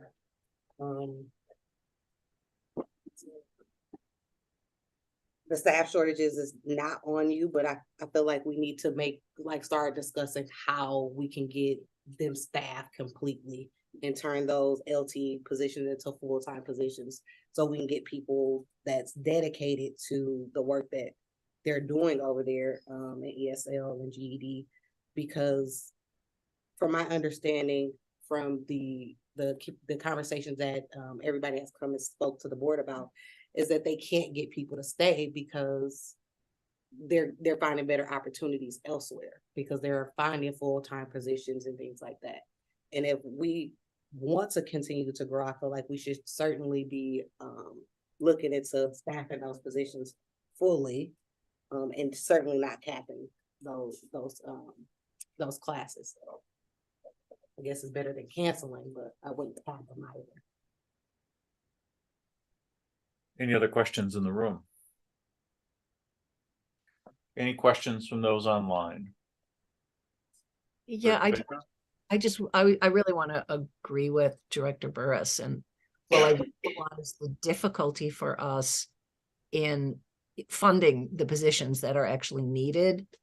I guess my question is, are we focusing enough on how we're bringing people from our non-credit programs into programs that generate FTEs so that this becomes something that generates more FTEs rather than is seen as just a financial drain, which sometimes, and we do it in a lot of work that we do things because they're the right thing to do. It's part of our mission to do this, and we have long-standing commitment to the communities that we're a part of to do this kind of work.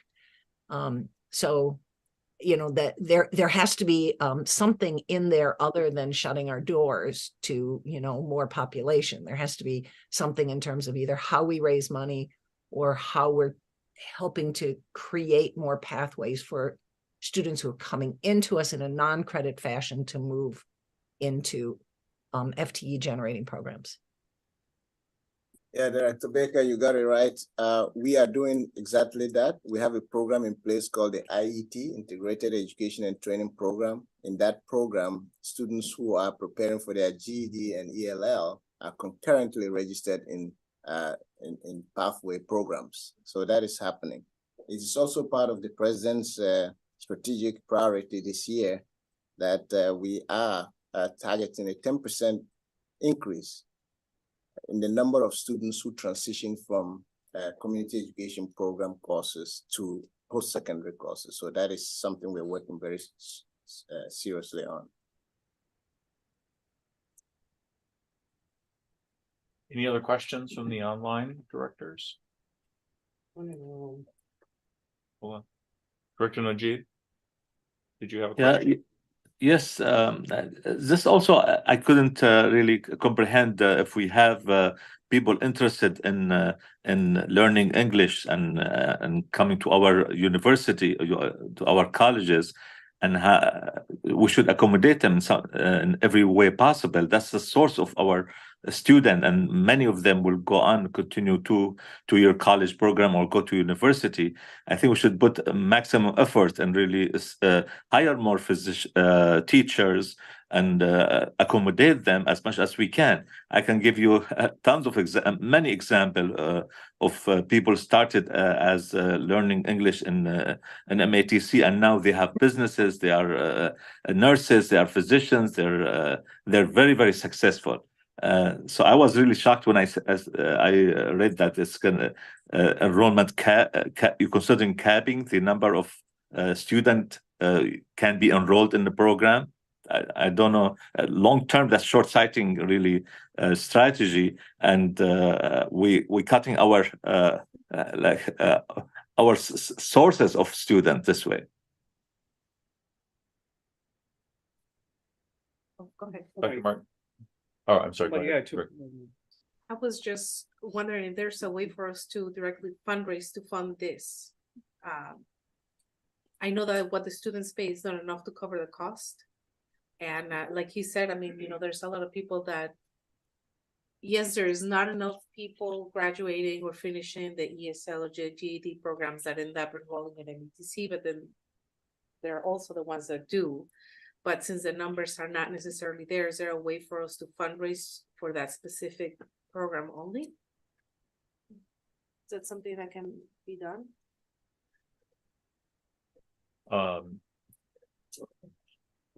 Bray. Most, I would say, if what the request is for fundraising or what the need is, the actual cost for instructors, most of the funders that are funding things like retention coaches, if they're funding staff, they're funding scholarships, but we haven't had situations where they're funding where we're unable to fund like expansion of faculty. The only situation in the 7 years I've been here was for nursing, where we were able to have United Healthcare provide a pretty substantial grant, because we were able to say there is a waiting list within nursing, and if you helped to fund an additional 5 nursing full-time faculty, our enrollment will catch up, that we could sustain that over time. And so they did a $2.3 million grant over a 5-year period. And at the end of the 5-year period, we were able to have the economics work within our budget to maintain those positions. So they are looking for our business plan of how something like that is sustained. If we were to go out to private funders. But we haven't done that yet. But I think we'd have to develop the business plan of what is the true gap in order to bring that. So it starts with the plan before you go out and talk to them. Right. The one piece we have done is that we partnered on like a Dr. Plus scholarship, where there was a contributor that helped a lot of those students who came through and were like on the Chakotah program. We celebrated with a student who completed his HSED after coming out of prison, and then articulated from the community education program into now completing his technical diploma, and now is fully employed. So we're using the resources that we have for all the students and trying to be as strategic as possible to help the goal of more articulation as part of a larger strategy is how we're partnering right now.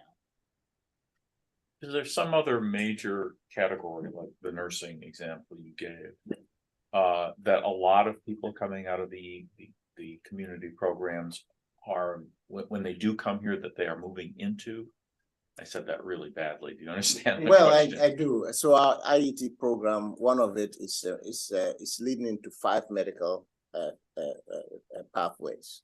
Okay. So they do a set of courses. I think they're about 6 credit courses, and those 6 credits can be used to enter 5 different fields. Okay. In the healthcare profession. We're doing that for business as well. We're partnering with the School of Business for real estate as well as entrepreneurship. Those are new areas, and those can articulate into several business pathway programs as well.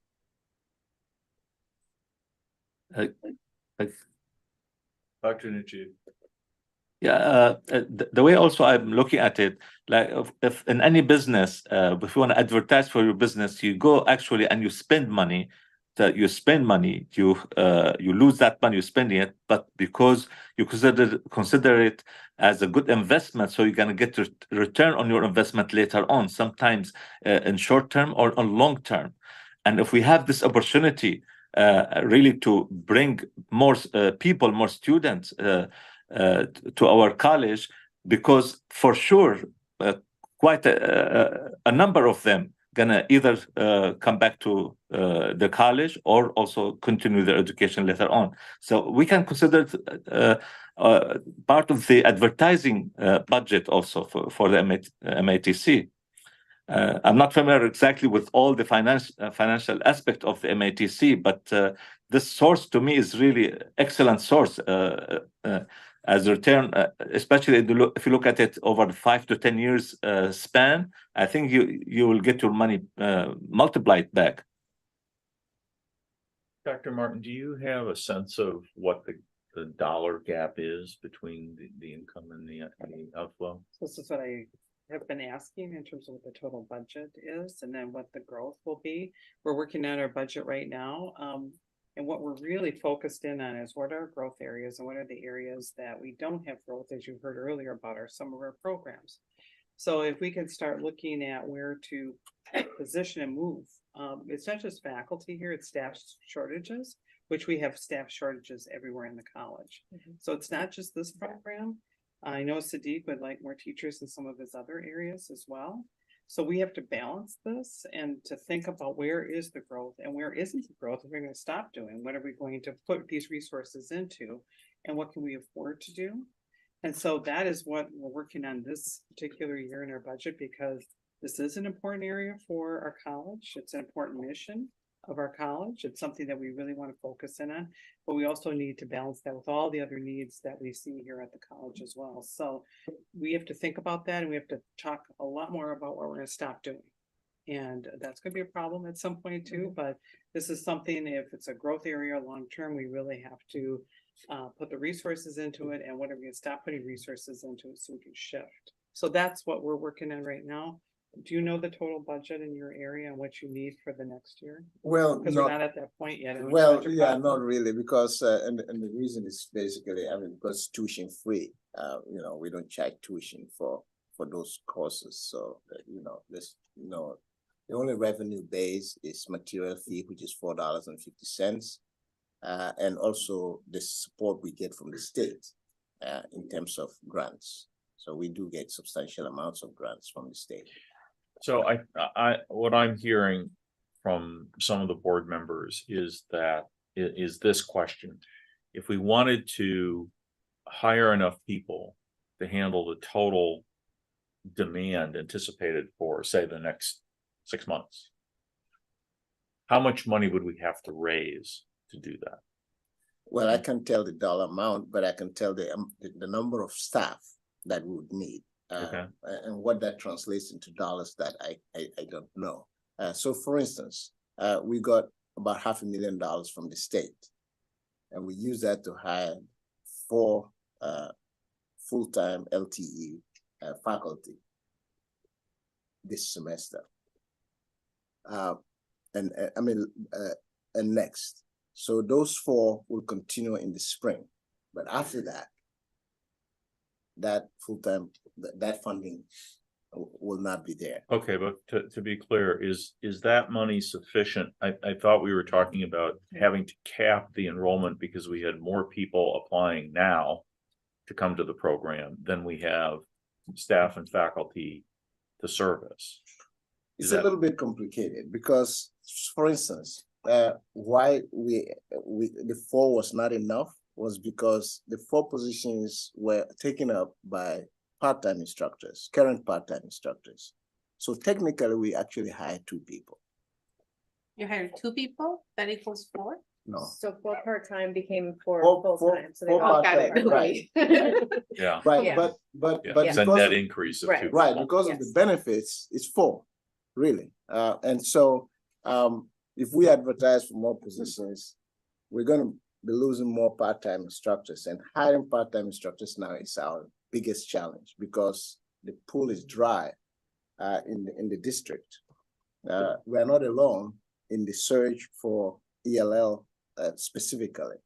It is across the board. So all the technical colleges are looking at the same pool of ELL instructors. It's not, even if we wanted to hire, we probably wouldn't have new staff. We're most likely going to cannibalize part-time instructors that we already have. And the growth is not. But that's still a net increase. It is a net increase of 2, yes. So what, I think what he's asking is, so what additional, you said there's like 400 additional students already that want to be educated. So how many more faculty and staff would we need just to handle that 400? Right, so technically, if we have 20 students in a class, each full-time faculty will teach maximum 5 sections, that's 100. So we're talking about 4 additional people. And that's just faculty? That's just faculty, but we also need advisors, we need Testing testing staff. Right, and so increased on. hours. Right, there's a lot of, there are other auxiliary workers that support this group. Because people arrive here without knowing how to speak English. And so to navigate the system, they need a lot of hand-holding, a lot of support. And that's what is significant here. I was just going to offer, I believe that you heard from 2 public comments earlier today, which are faculty members, to the extent they made the comments that they made, and that Dr. Isahako here is presenting. Our planned presentation for December was going to be bringing to you comprehensively the outcomes of that feedback, which potentially could include the multiple categories of those requests. So they would then see each of some of what you heard tonight, the faculty question, the staff question, what might be needed in order to support the program as recommendations, and also potentially what might be needed for the future. So that was planned for our December presentation. We just weren't quite there yet. Okay.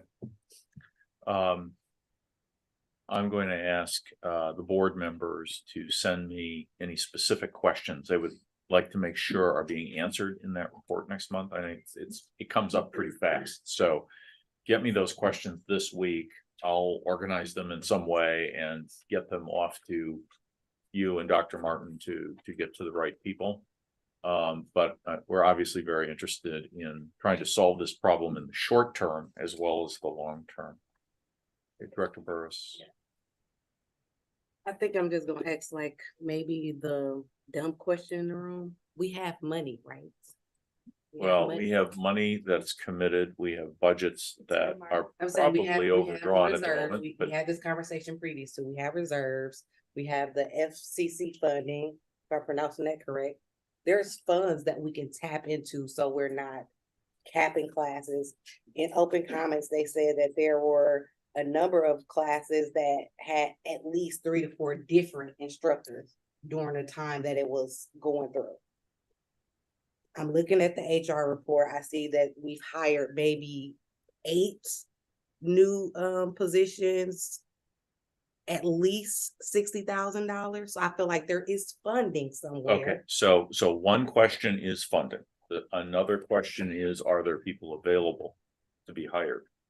Another question is, how many people of what kinds do we need to make this work? There are lots of questions I can't begin to articulate. So I understand you to be saying, let's not let money be the barrier here, but at the moment, we don't know how many dollars we're talking about. And so we have to start with that. I also want to mention, at the end of the day here, that we have now committed ourselves to, I would guess, about $150,000 process on the presidential search, which was not in the budget. And we're going to have to get that into the budget for this year because we have to start making payments soon, and we're going to be incurring that. So every year we come to the point early in the spring semester where we have to look at how does our projected income and our projected outflow match? Where are we? And typically we have to make some adjustments. So we have this expenditure that I just mentioned that was not in the budget thinking when we prepared the budget. We have this, and we have to look at it as a whole. And so that's what I'm asking them to try to pull together for the December meeting, is to tell us what the dollars are, and to have some indication of what kind of budget adjustments we might have to make in order to accommodate it. There are also limits on some of the funds you talked about. The funds that come out of the Spectrum Fund are limited to a certain percentage every year, and they are committed to budgeted items. So we have, and there are reserves, but there are reasons not to go into reserves, including the impact that going into reserves for current operating expenses has on the way the people buying bonds look at us, and therefore how much it costs us. So there is a back end dollar amount. I understand you want to continue this discussion, but we're way late, and I think I'm happy to talk with. I'm happy to talk to you offline or to. I respect that, but I will say that some of those things that you just said are wrong also. Well, but we're not going to argue about that tonight. That's so fine. We will explore those things and figure out what the facts are. Let's see. Thank you. Thank you. Thank you. We obviously have more to do there. All right, is there any new business? This is obviously on that list of continuing new business. Is there anything else that we want to add for our future agendas that you're aware of now? I think at some point at the last meeting, we talked about getting an update on the Zanzo stuff. Right. Yeah, so. We heard tonight that analysis has been done. From an audit perspective. From an audit perspective. Right, so that's why we had asked for the update. Okay. I think it's on December, but if it's not. Mhm. Thank you. Okay. Anything else on new business from the directors online? Any new business? I believe that we were gonna get an update on what it will cost to have part-time employees attend MATC Day in the future. Mm-hmm. So, yeah. Okay. Anything else? Okay. Future events, we've already talked about the winter commencement. December 18th is a GED graduation at Cooley Auditorium. Again, Beth, are you reaching out to see who might attend? We'll reach out again. Okay. And the next district board meeting is on a different Tuesday from the normal. It's December 19th at 4:30 p.m. here. Is there a motion to adjourn? So moved. Is there a second? Second. All in favor? Aye. We are adjourned. Okay, thank you. Me. Yep. Thank you. See you all